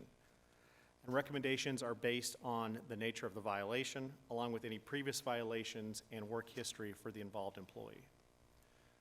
The DRB also reviews use of force incidents found to be out of policy by the Use of Force Board, and I'll talk more about the Use of Force Board later in my presentation. And the DRB is advisory to the police chief. The final authority and decision regarding discipline rests with the chief. And as Mr. Frost is going to talk about later, employees can appeal discipline they receive to the Civil Service Board. So the composition of the DRB has 7 members. It has an assistant chief who serves as the chair, 2 commanders who serve if the involved employee is sworn, or 1 commander and a civilian administrator if the involved employee is non-sworn, 2 peer members from the classification of the employee before the board, and 2 citizen members. Going into greater detail about the roles they all serve, the chairperson is a member of our executive team, an assistant chief appointed by the police chief, and that person serves a 3-year term. When you look at the composition of the DRB having 7 members, the chair normally does not cast a vote, but would only do so in the event of a tie. And if you ask yourself, how could there be a tie if there's 7 members? A quorum for the board is 4 members, so the possibility exists that one assigned member did not attend the meeting. The commanders and administrators come from our pool. They are rotated and cannot be in the employee's chain of command. And peers also serve on a rotational basis, much the same way, and in the next slide I'll talk about it in further detail, much the same way our citizens are selected, our peer members apply. They not only apply, but then they go through training so that they are well equipped to make informed decisions, not just based on their experience within the organization, but understanding the process, because not everybody has exposure to our discipline process. They can't work in the affected employee's bureau or precinct.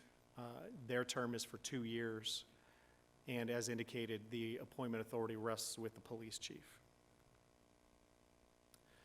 Now, citizen members come from a pool of community members approved by the police chief, and they're selected randomly on a rotational basis.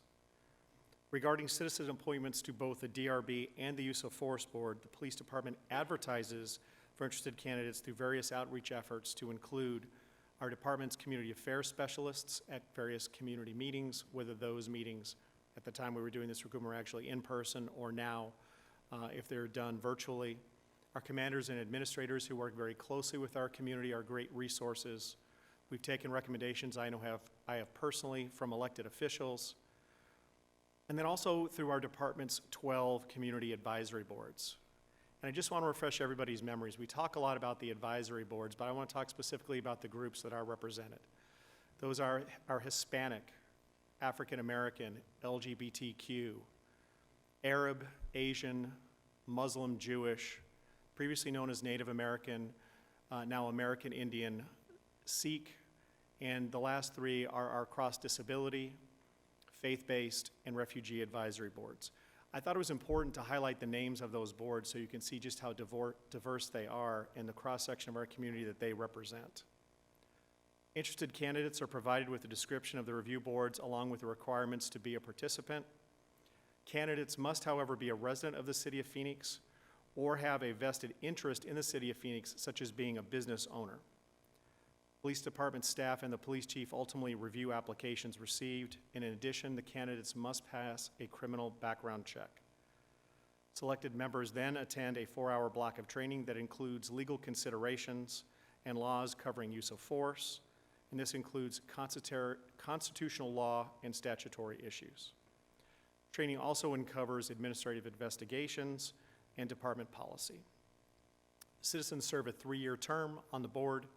Appointment authority rests with the chief, and it is important to note that we attempt and we strive to have very diverse membership on our boards. The most recent recruitment for our disciplinary board and our use of force board occurred in late 2018. Applications were reviewed in early 2019, and we now have 60 active members that sit on those boards. Next, I'll transition into the Police Use of Force Board. The purpose of the Use of Force Board is to determine appropriate levels, if appropriate levels of force were used by involved employees. The board hears cases related to employees' use of force to determine if the force used was within department policy, and to frame this discussion, all officer-involved shooting incidents and in-custody deaths are automatically referred to the Use of Force Board for review.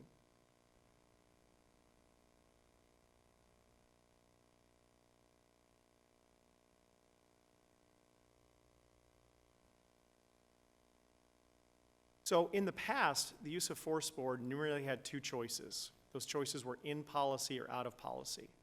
Understanding that situations that involve police use of force can be very dynamic, and under the leadership of Chief Williams, we made changes to what the Use of Force Board can find. So in addition to making a recommendation that an incident or a force applied was in or out of policy, they can also indicate that an employee, involved employee, or employees need more training, or that the department needs to introduce a new training technique, or that the department needs to reevaluate its policies if an existing policy was followed by one of our employees but didn't end in an appropriate result. Recommendations for the board or from the board are forwarded to the police chief, who has the ultimate final authority. The composition of the Use of Force Board is a bit different than the Disciplinary Review Board. The Use of Force Board, like the DRB, is chaired by an assistant chief. There is 1 commander, not 2. There is 1 peer involving the affected employee and 3 citizen members. Like the Disciplinary Review Board, the assistant chief is a facilitator, serving as the chair, and will only vote in the event of a tie. I just go over this very briefly, but the selection process is very similar. The chair is appointed by the police chief for a 3-year term. Our commander serves on a rotational basis, cannot be in the employee's chain of command, and the peer member also serves on a rotational basis, having applied and gone through the appropriate training. The citizen members, as with the DRB, are randomly selected from the approved candidate pool. I just have it here in the PowerPoint. I don't know if you can see it, but just again, so they must be a resident of the city of Phoenix or have a vested interest in the city, pass a criminal background check. And as they are placed in a rotation, the 60 members, we strive to ensure staffing for each Use of Force Board is diverse. That concludes my presentation on the DRB and use of force, and I'll turn it over to Mr. Frost to talk about the Civil Service Board. Good afternoon, Chairman Nowakowski, members of the subcommittee. I am Xavier Frost again to talk about the Civil Service Board. The reason I am talking about the Civil Service Board instead of Executive Assistant Chief Kurtenbach is that this is a citywide board as opposed to a police department board, and I am the executive secretary to the Civil Service Board. First, I'm going to talk about Chapter 25 of the personnel system. The Chapter 25 designates those employees in the classified service, and I'm going to talk about why the classified service is important in a moment. It sets forth the rights and privileges of employees in the classified service. It delineates the city's obligation to establish and maintain a merit system. And finally, why I'm here today, it establishes a Civil Service Board. Classified service employees are employees who are not exempt exempt employees, again, employees who are exempt from the classified service mentioned in Chapter 25. You're going to see here a lot of high-level executive positions, council positions, city manager's office positions. I won't read those to you, but I will specifically point out that interns, part-time, and temporary employees are also included in that exempt list. And exempt for, I think what's important here today is they are exempt from being able to utilize the Civil Service Board to appeal discipline. Powers and duties of the Civil Service Board: they have the power and duty to hear appeals from disciplinary demotions, discharges, and suspensions by classified employees who have completed probation. They may delegate to hearing officers the authority to conduct hearings, and they always do that. They administer oaths, compel attendance of and examine witnesses, and compel production of and examine documents. And the decisions of the Civil Service Board shall be final and binding. Again, powers and duties: they hear appeals from classified employees regarding personnel rule interpretations. They propose personnel rules and amendments. And the board may retain legal counsel as necessary to serve as an advisor to the board, and they do. They have private counsel, not the city's attorney's office, because that would be a conflict of interest. And the reason I bring up these duties is because I do want to point out that within the next couple months, they will very likely be bringing you an edit to Personnel Rule 22, which is the board's hearing procedures. So specifically to talk about board members, per Chapter 25, the board shall consist of 5 resident citizens and electors of the city to be appointed by the city council to serve 3-year staggered terms to be fixed by the council. And not more than 3 of the members shall be adherents of the same political party, and no member shall hold any other salaried public office.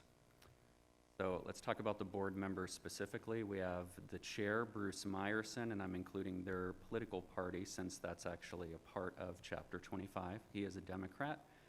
Craig Stibley, vice chair, he is a Republican.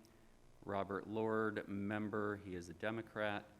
Kurt Mangum, member, he is independent.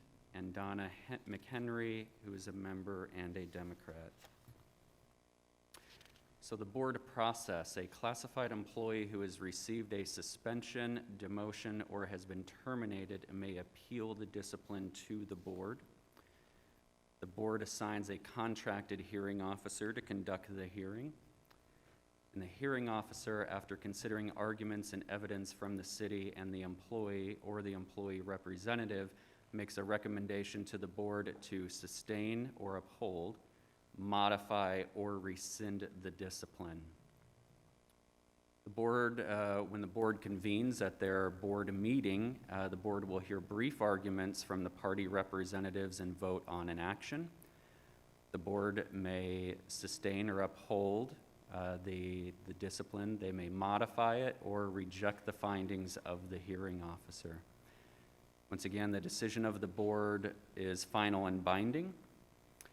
Challenging a board decision requires one of the parties to file a special action with the Maricopa County Superior Court. Special actions: parties must show one of the following: that the board proceeded without or in excess of its jurisdiction or legal authority, it failed to perform a duty required by law to which there is no discretion, determination was arbitrary and capricious or an abuse of discretion. And the reason I point out the special action, what's required in a special action, is because one cannot file a special action just because they do not agree with or did not like the decision of the Civil Service Board. It's actually much more burdensome than that, so that's why I include that in there. So with that, I'll take any questions about the Civil Service Board. Yes, I have a question. I was the one that actually asked for this, because I've been on the council for about 12 years now. And one of the concerns I have is I've been through several police chiefs. So we have police chiefs that actually go out there and fire police officers, and all of a sudden they're overturned. And I know, like, Chief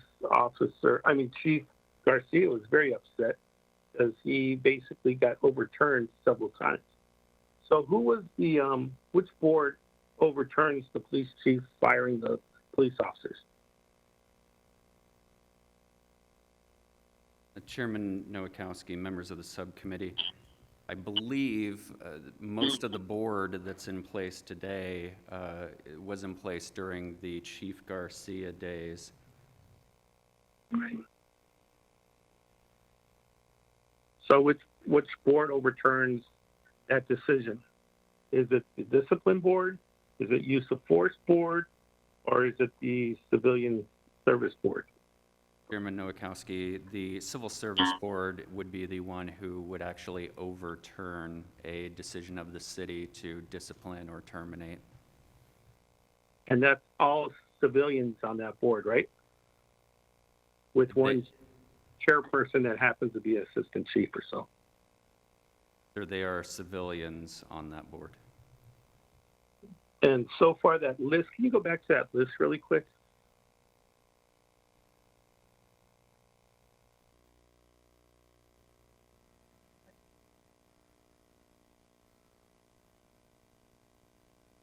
So out of this list, I know that we identify their political party, but can we identify their ethnicity? Chairman Nowakowski, no, we have not identified, we have not asked for their ethnicity.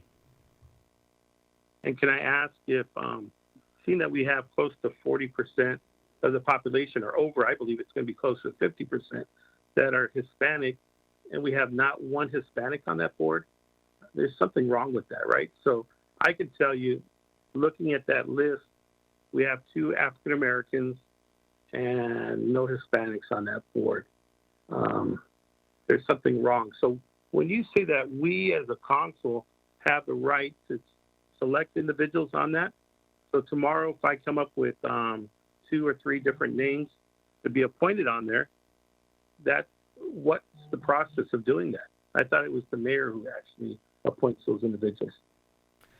Chairman Nowakowski, members of the subcommittee, Chapter 25 is specific that a vacancy shall be filled through an appointment by the mayor, subject to the approval of council for an unexpired term. I interpret that to mean if there's no expired term, meaning someone has termed out, that any member of council would be free to submit a name for consideration and ultimately approved by the council. So just for clarification, you said it was the council that was able to appoint people. So that's not true. It's actually the mayor, and we can give suggestions. So the same situation with the other boards is I'm looking at their discipline training manual on review boards and use of force board, and basically on page 5, it says that the chief makes recommendations, but it's approved by the city manager. So once again, the chief is just like us as council members. We make recommendations, but it's really up to the city manager to appoint those individuals on those other 2 boards that were mentioned, right? And that would probably be Chief Kirkenbach's question. Mr. Chairman, members of the subcommittee, let me try and answer that question. So ultimately, that final authority actually rests with Chief Williams as it relates to the board. Of course, she doesn't do anything in a vacuum. She works through Mr. Dehoney and Mr. Zerker, but that recommendation flows through her, and she makes the final decision. So I'm just reading your guys' manual. It says, recommendations by the chief of police, then selected and approved by the city manager. So that's the same kind of verbiage that we have where basically the council members can actually select, but the approval comes from the mayor. It's not a vote of the 8 council members, it's an appointment. So I feel reading this out of your manual, that's what it's the same situation that the chief's in and what the council members are in too, right? Mr. Chairman, members of the subcommittee, I don't know which version of the manual you were looking at. We revised the manual last year, so it's possible, and that would be our mistake if we don't have the new manual before you, but we changed some of the language in the revised manual to reflect what I just stated. Alrighty. If you can give me a copy of that, that'd be great. The other thing too is that we really don't know who's on the other boards, civilians that are on the use of force board or the discipline board, right? The names aren't public, right? That is correct, sir. Now, I can understand it's for protection of those individuals, but is there a way for us to make sure that there's somehow some way that there's diversity on that board that reflects the community at large? You know, just looking at the civilian civil service board, you have 50% Hispanics in the city of Phoenix, and you have not one Hispanic on that board. So I just want to make sure that the makeup isn't the same as the civil service board, that we're able to look at the names and look at the members, right? So how can we as council members, our residents out there, be secured that we do have representation on those other two boards that have diverse representation of all the citizens in the city of Phoenix? Mr. Chairman and members of the council, let me address the issues that you raised. So you are correct that we quite deliberately keep the names of the board members secret for a number of reasons. Yes, it's for their safety should there be a high-profile item and the decision that was rendered maybe wasn't one that comported with views of certain members of the community. But also we're guided by state law. And our employees, particularly our sworn members of our organization, have a right to a number of appeals, as you heard Mr. Frost talk about an appeal that's here, and then steps beyond that appeal. And we can't share any information, specific information regarding an internal investigation until all those appeals are adjudicated. So it's twofold. I just wanted to make sure that I put that out there. And I do have, if you're interested, the demographic breakdown of the DRB and use of force board pool, and I believe you are. So let me just jump in and share that. As Chief Williams talked about before, there's always room for improvement. But of the 60 members, and let me provide a little bit more context about the 60 members. So I mentioned the criminal background check that's part of the process. The only people that applied that were excluded because of the background check. We didn't say, I don't like this person, or arbitrarily I kicked this other person out. That didn't happen. So I just want to make that point very clear. So we started with 66 members. 4 members were not successful through that process. 2 others have since decided they don't want to participate for whatever reason, and that's their prerogative. So that leaves us with 60. Of the 60, 42 are male, 18 are female. The demographic breakdown, and remember, this is how they identify. This isn't how we made this determination. 60% white, 50% Hispanic, an area, to your point, Mr. Chairman, we fall short, but 20% African American, and then there's 1.67% American Indian. So there are areas that we can improve. There are areas where I think it's very clear, based on the demographics of the city of Phoenix, we have done very well.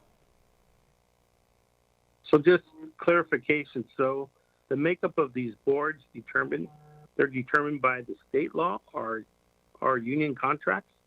Is that true or false? No, sir. The makeup of the board is not determined by state law nor union contract. Ultimately, the makeup is determined by the chief and is governed by policy, where she is the final authority of. What I was referring to with regarding to state law is who can be in the room and what we can share regarding an internal investigation prior to it being ultimately adjudicated. Chairman Nowakowski. And then the other question would be, oh yes, go ahead. I was going to add, again, Civil Service Board being a different board, yes, the makeup is defined by Chapter 25 of City Code, and then of course I went over that it would consist of 5 resident citizens to be appointed by council. Okay, thank you.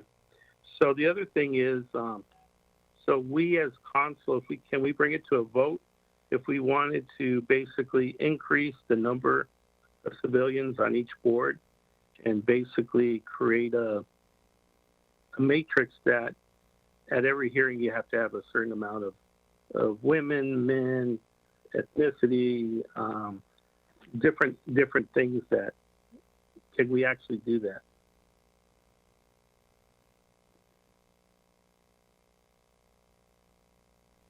Mr. Chairman, members of the subcommittee, I want to make sure that your question is specific to the Disciplinary Review Board and the Use of Force Board within the police department. Is that correct? Yes. Correct,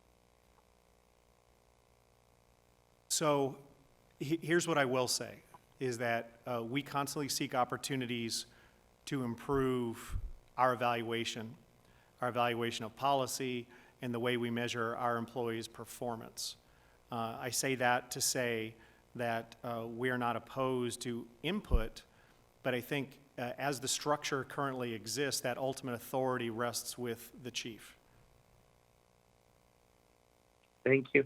And then now going to the other board, the civilians board, civilian board members, do they actually have access to review of police reports, body-worn cameras, and actually listen to the recordings and interviews of the individuals?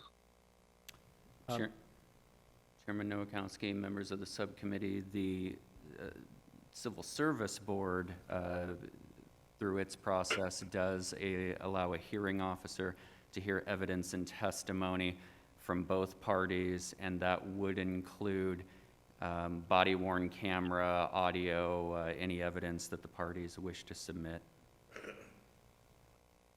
And Mr. Chairman, Chief, okay, go ahead. Yeah, Mr. Chairman, forgive me for stepping on Mr. Frost earlier, but with respect to the citizens that sit on the DRB and Use of Force boards, yes, they have access to all investigative material. And so pre-COVID, they were able to come into the Professional Standards Bureau in person. They sit in a room in private. Nobody hovers over the top of them. Since COVID, we've adapted and we make all the information available to them. So they get the opportunity to read every word of an investigative report. If that includes a departmental report that supplements that and other information, they have access to that. Body-worn camera footage, audio from interviews that were conducted, any information to include, if this were a use of force, an in-custody death, autopsy reports. So we hold nothing back. So anything that is in the investigative file, anything that allowed there to be a conclusion that was reached, or information that was provided to whichever board, is made available to our citizens for review. Alrighty, thank you so much for all those answers. Councilmember Garcia. Thank you, Councilman. So I don't understand why we did this today, except for I think it once again just proves how flawed our current system is, how we've had record amounts of settlements in this last year, and cases and individual cases like, you know, Erica Reynolds, who we paid out $1.5 million to for being sexually assaulted by some of our officers, and our officers weren't even ran through these boards or these systems. We had Officer McGowan literally kick in the teeth of a young man on video that the entire world saw, but the Civil Service Board could not see what the rest of us saw, therefore decided to reinstate that officer. And we've seen this sheriff and previous sheriffs continuously fire, get rid of officers, and then being reinstated. This is what this looks like. And so the chief talked about DRB. And so in order to get to this process, which is where we started, look at everything that people have to go through. And all this is dependent on if someone is willing to be a witness or not. If they're not willing to be public witness and step forward with an officer to actually follow through this entire process, that goes away. This system is completely flawed. And to think, and I hope this isn't what you're suggesting, Councilman Nowakowski, that because of your lack of fortitude to actually pass accountability and transparency in the matter of in the CRB, that you expect us to think that adding a couple of folks, especially a couple of Latinos or African Americans to the existing flawed system, that's somehow going to be okay. And we're just going to be okay and pretend like this police department has accountability and transparency when we all know this system is currently not only broken, but designed to protect officers. And then we see the police union turn in their current MOU yesterday to us, actually wanting to expand these protections and actually wanting to reduce transparency and accountability even more. And so I apologize if I'm supposing that that's what your intent, Councilmember Chairman Nowakowski, but if it is, it is disgusting and it's appalling that you think that you're somehow going to appease the lack of accountability and transparency by adding a couple of folks. And also, I think I heard yesterday that Elisa de la Vara was already in the process of being put on one of these boards. The last thing I want to say around the Civil Services Board, it's a labor board. It's not specific to officers. It's specific to the entire city. Therefore, things like not watching a video, the actual victims of police violence are never in those meetings. The Civil Service Board is literally the chief versus the officer. So it's a total one-sided. So it's the chief or the police department saying, I don't want this officer anymore. And then there's a labor board right there to decide whether the chief is right or wrong. Not at any moment does the actual voice of someone like the officer, the person that McGowan kicked, or Erica Reynolds, or Muhammad's family, never do any of these folks who suffered at the hands of police get their day in front of these folks. And the ones that do are the brave ones that are actually willing to go through an entire process with the actual police department, because we have no system of having an actual accountability process like the OAT was proposing. And so those are my comments, and I'm glad we had this conversation, and I'm glad folks can see once again that our current process does not have accountability or transparency, and adding a few names and adding a couple of tokenized people to these boards will not equate to accountability. Thank you. Thank you, Councilman Garcia. And I was the one that put this on the agenda. And basically, I believe that you're the one that killed Oates by slipping in investigation and subpoena power that this council never voted on back in April. So this is another way for us to look at what's in-house and how can we fix it. And I think that was one of the things that was brought out in the meeting a couple weeks ago. So that's why I put it on the agenda, to make sure that we have jurisdiction and power. And if we could fix it, we need to fix it instead of just creating other things that aren't possible to happen. This is something that's reachable, something that we as a council can actually do, and that we have jurisdiction over it. What subpoena power are you referring to? That's exactly what the residents were talking about, that the oaths that you basically led had no subpoena power, no investigation power, and that they were very upset that we were passing something that they didn't want, that it was just basically another civilian service board with less powers than what they have.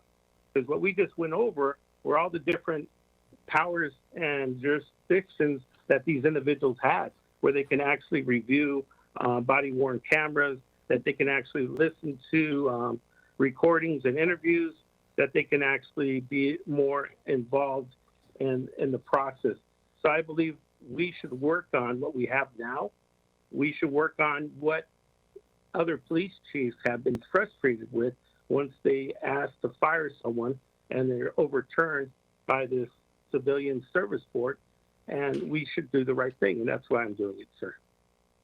Okay, Thank well, you. I think you're off, and I'm looking forward to next April once you're off the council and we can make the whole happen. So thank you so much. That sounds great. Thank you, sir. Councilmember Williams. Thank you. I just want to thank you for putting this on. I've never fully understood what the duties were on each board. It has worked well for decades, and I think we need to continue this.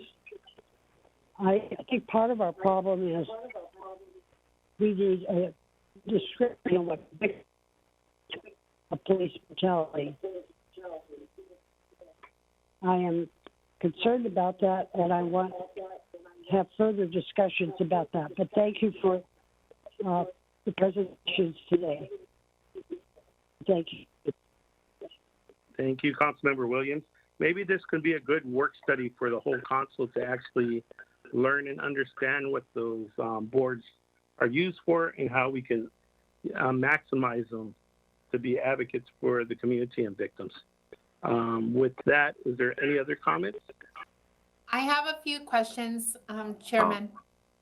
Absolutely, Vice Mayor. So my first question is on the Disciplinary Review Board. So it's composed of 6 members of law enforcement and two community members, right? Did I read that correctly, Assistant Chief? You did, Vice Mayor. Okay. And the 2 community members are from a pool that needs to be approved by the chief, right? Vice Mayor, that is also correct. Okay. And then my other question is, use of force board, 3 members of law enforcement and 3 community members, correct? Vice Mayor, that is correct. Okay. And the 3 community members are from a pool also approved by the chief, correct? Correct.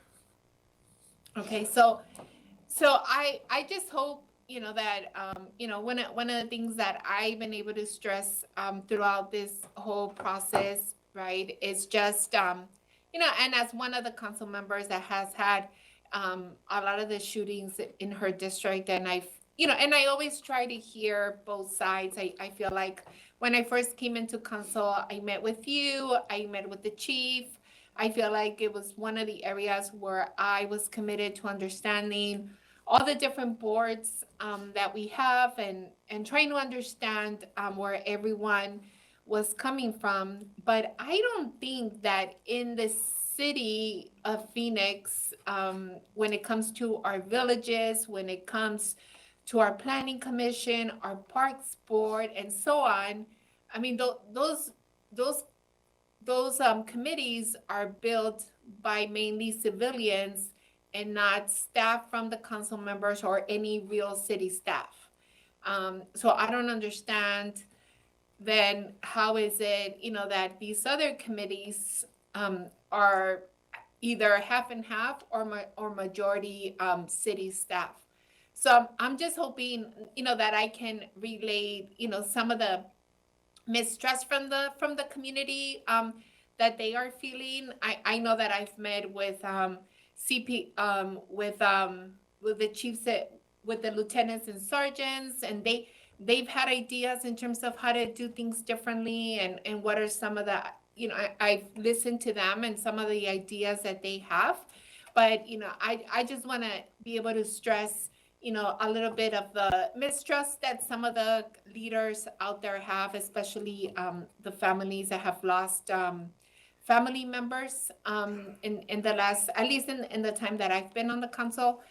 So I'm just hoping, and I'm just really hoping that we're able to get to a place where we can fix this issue, and that we're able to do something to really cover state law, right? There's certain things that we cannot do under state law, but there are other things that we can do, and I'm hoping that we can find that place in the middle so that we don't have to pay, millions and millions of dollars a year as we've been doing in the last year.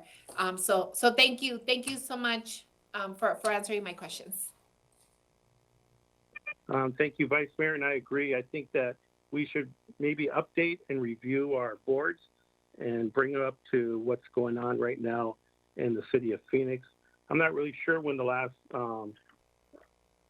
review of these boards, and if we as a council had that opportunity to kind of help with the updating of these boards, but I'd like to bring that to the mayor's attention, and maybe we as a council can look at a work study to figure things out and maybe talk about some of the concerns that we have, that we're hearing from our district and our our citizens and maybe bring these up to date a little bit. With that, is there any other questions? Mr. All right, Chairman. thank you. Oh, sorry. Go ahead, Nelson. Mr. Chairman, just a couple of comments.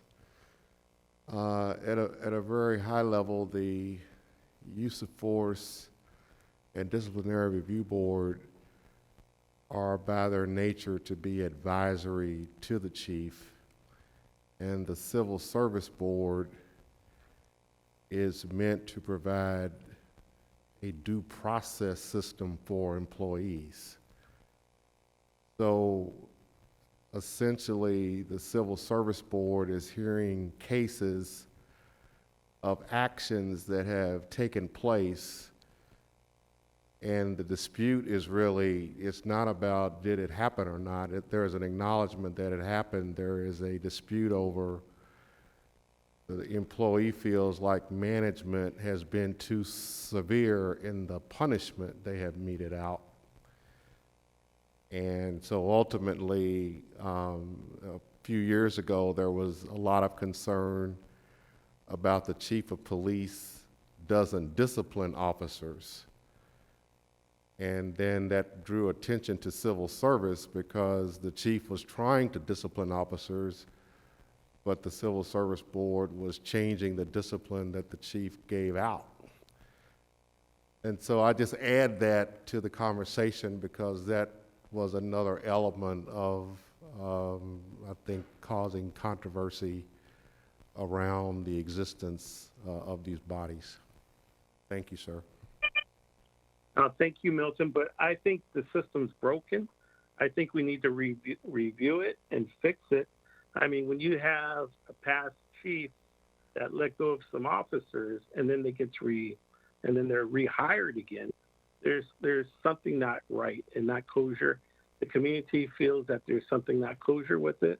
I, as a councilman, also feel that there's something not right, and it led to letting go of one of our past police chiefs because he was so frustrated that he wanted to come out to the public and through a press conference, and he was fired for that.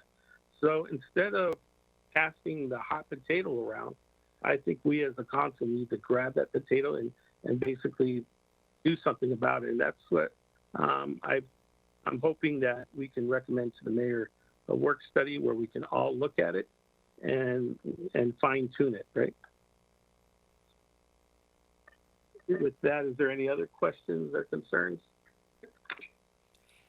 Chairman, I just absolutely. have just one more comment. I mean, I just want to reinstate, and we do need to find a solution. I thought, we had gotten there, but I think we really have to look at the system. Again, all of our villages, our planning commission, our parks board, it's all built by community.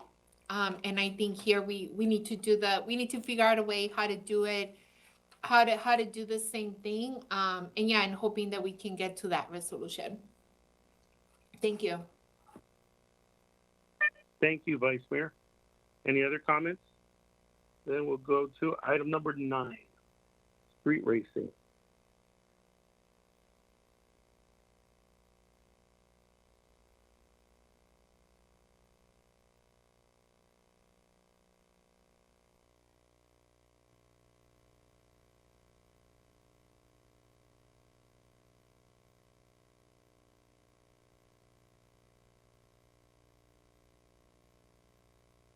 Thank you, Chairman and members of the subcommittee. This is Julie Cree with the Law Department, and I'm here to talk about street racing. As you know, the police department has discussed the status of the street racing task force a few months ago and then back in February. So today we're here to discuss the current laws regarding street racing. Current Arizona revised statutes in place, 27-708, does address that a person shall not drive a vehicle or participate in a manner in a race, speed competition, contest, or other speed or acceleration on the Arizona streets or highways. Arizona revised statutes currently provide for a violation for a Class 1 misdemeanor for first-time offenses of not less than $250 with possible community restitution. And second offenses are Class 6 felony if the violation is within 24 months of the first conviction, with 10 days in jail, waivable for hardship, and a fine of not less than $500 and possible community restitution. On either offense, the driver may lose and is likely to lose driving privileges. So Tucson is the only other Arizona city that we could find that does currently have some other provisions for street racing.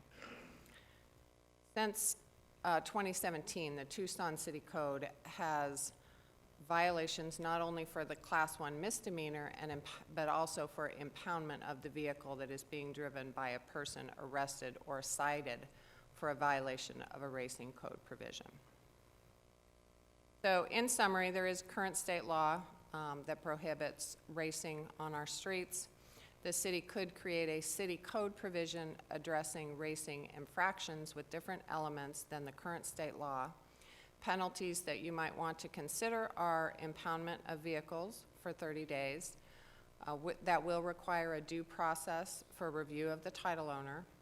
You could also consider citations for spectators of drag or street racing, and citations for participants and spectators of street or corner takeovers. And with that, we would take any questions.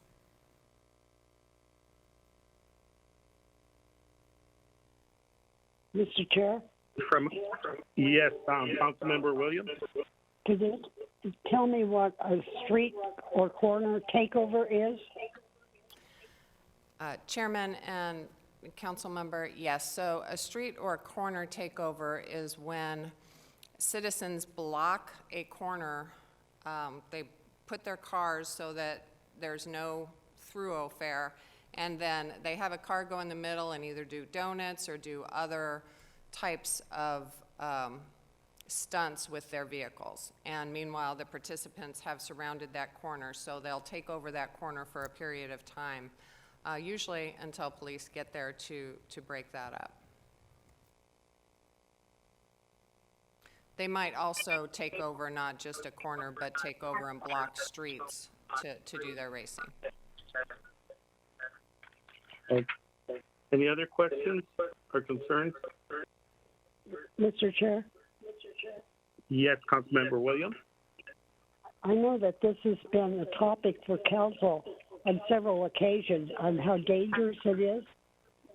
I would move that we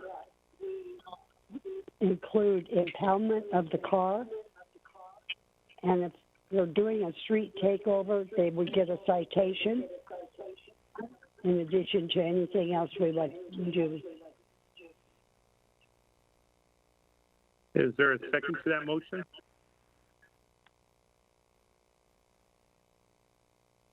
If not, I will second it. I'm sorry. And I have a question.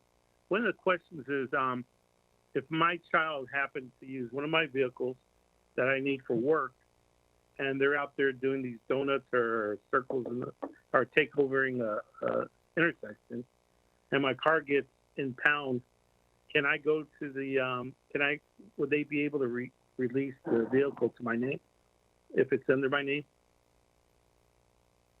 Chairman and subcommittee members, there would be a process for review of title owner, correct title owner versus the driver of the vehicle.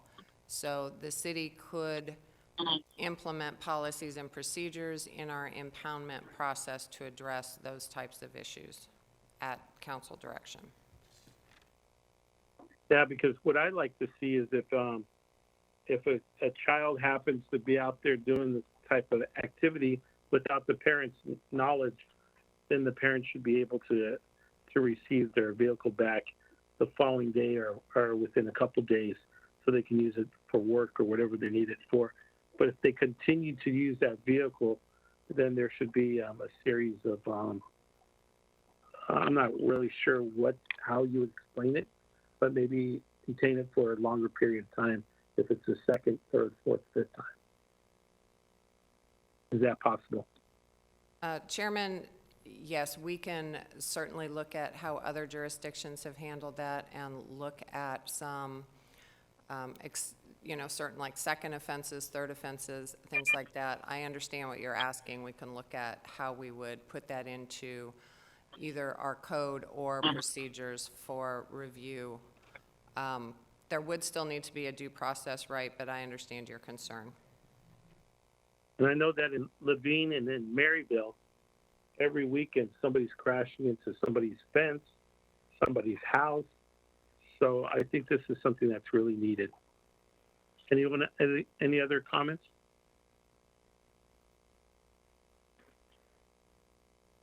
Yeah, I guess Chairman.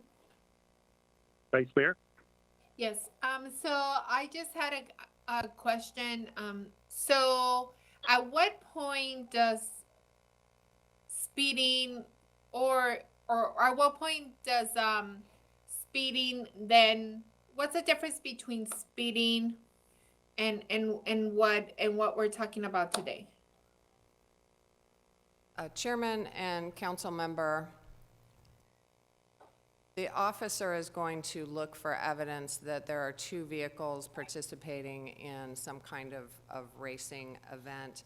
And I may ask for the police to come up and assist with that question if there's more details to that. But the police are going to look at each situation and determine whether it looks like the violation of the state law versus what is occurring with those vehicles, and that they can prove that there is evidence that there is some kind of competition or an acceleration.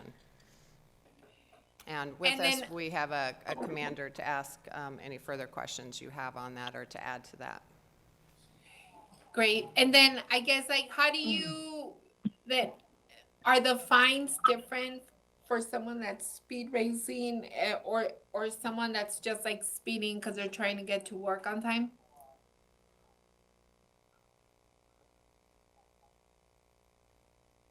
Chairman and council member, yes. So there would be differences between being cited under the Arizona statutes for racing, street racing versus regular speeding. And I will turn to police to answer if you would like to know more specifics on that. No, that was my question. Thank you. Thank you.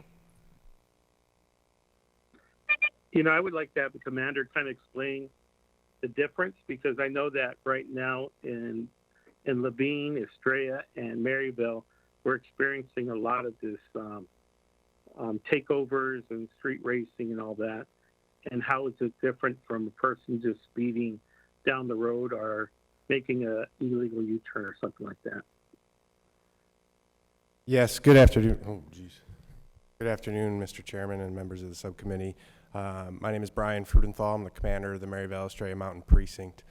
The street racing has become a citywide issue, as everybody knows. It's a part of this subcommittee. And while we're out there within the evenings, I think the biggest issue we're seeing right now currently when it comes to street racing, while we call it street racing, it's really the intersection takeovers and then the competition that goes on in the middle of drifting that puts those people, those spectators and the community into danger. And we are able to observe those instances. We're able to then identify those drivers, identify those vehicles, and make those traffic stops and contacts after the fact.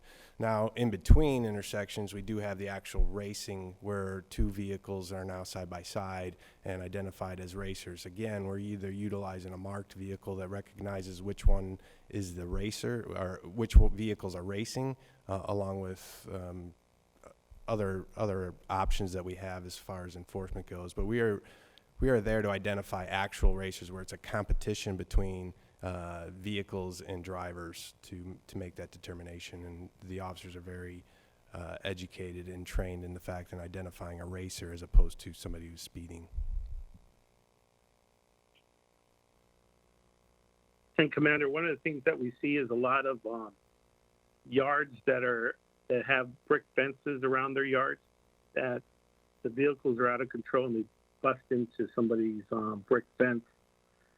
Sometimes they're able just to take off, and it's kind of like a hit and run on somebody's fence.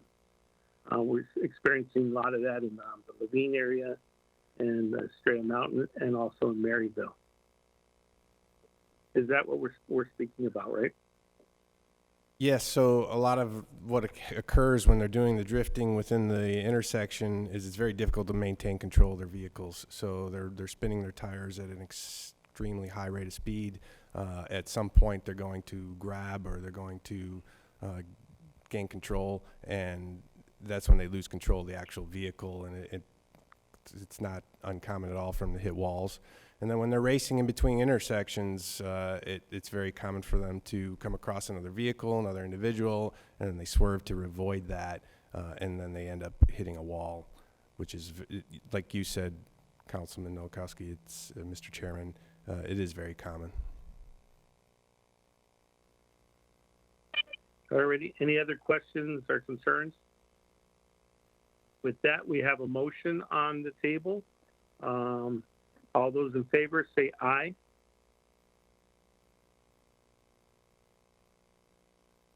Aye. I don't know if there's anybody else out there. Aye.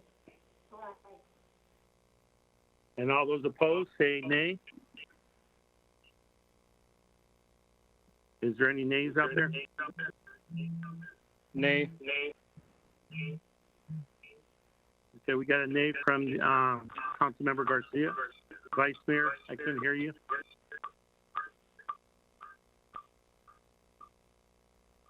No, I thought I had said aye. You said what? I'm sorry. I was an aye. Okay, thank you. All right, the motion carries. And then we'll go on to, thank you so much. Motion passes.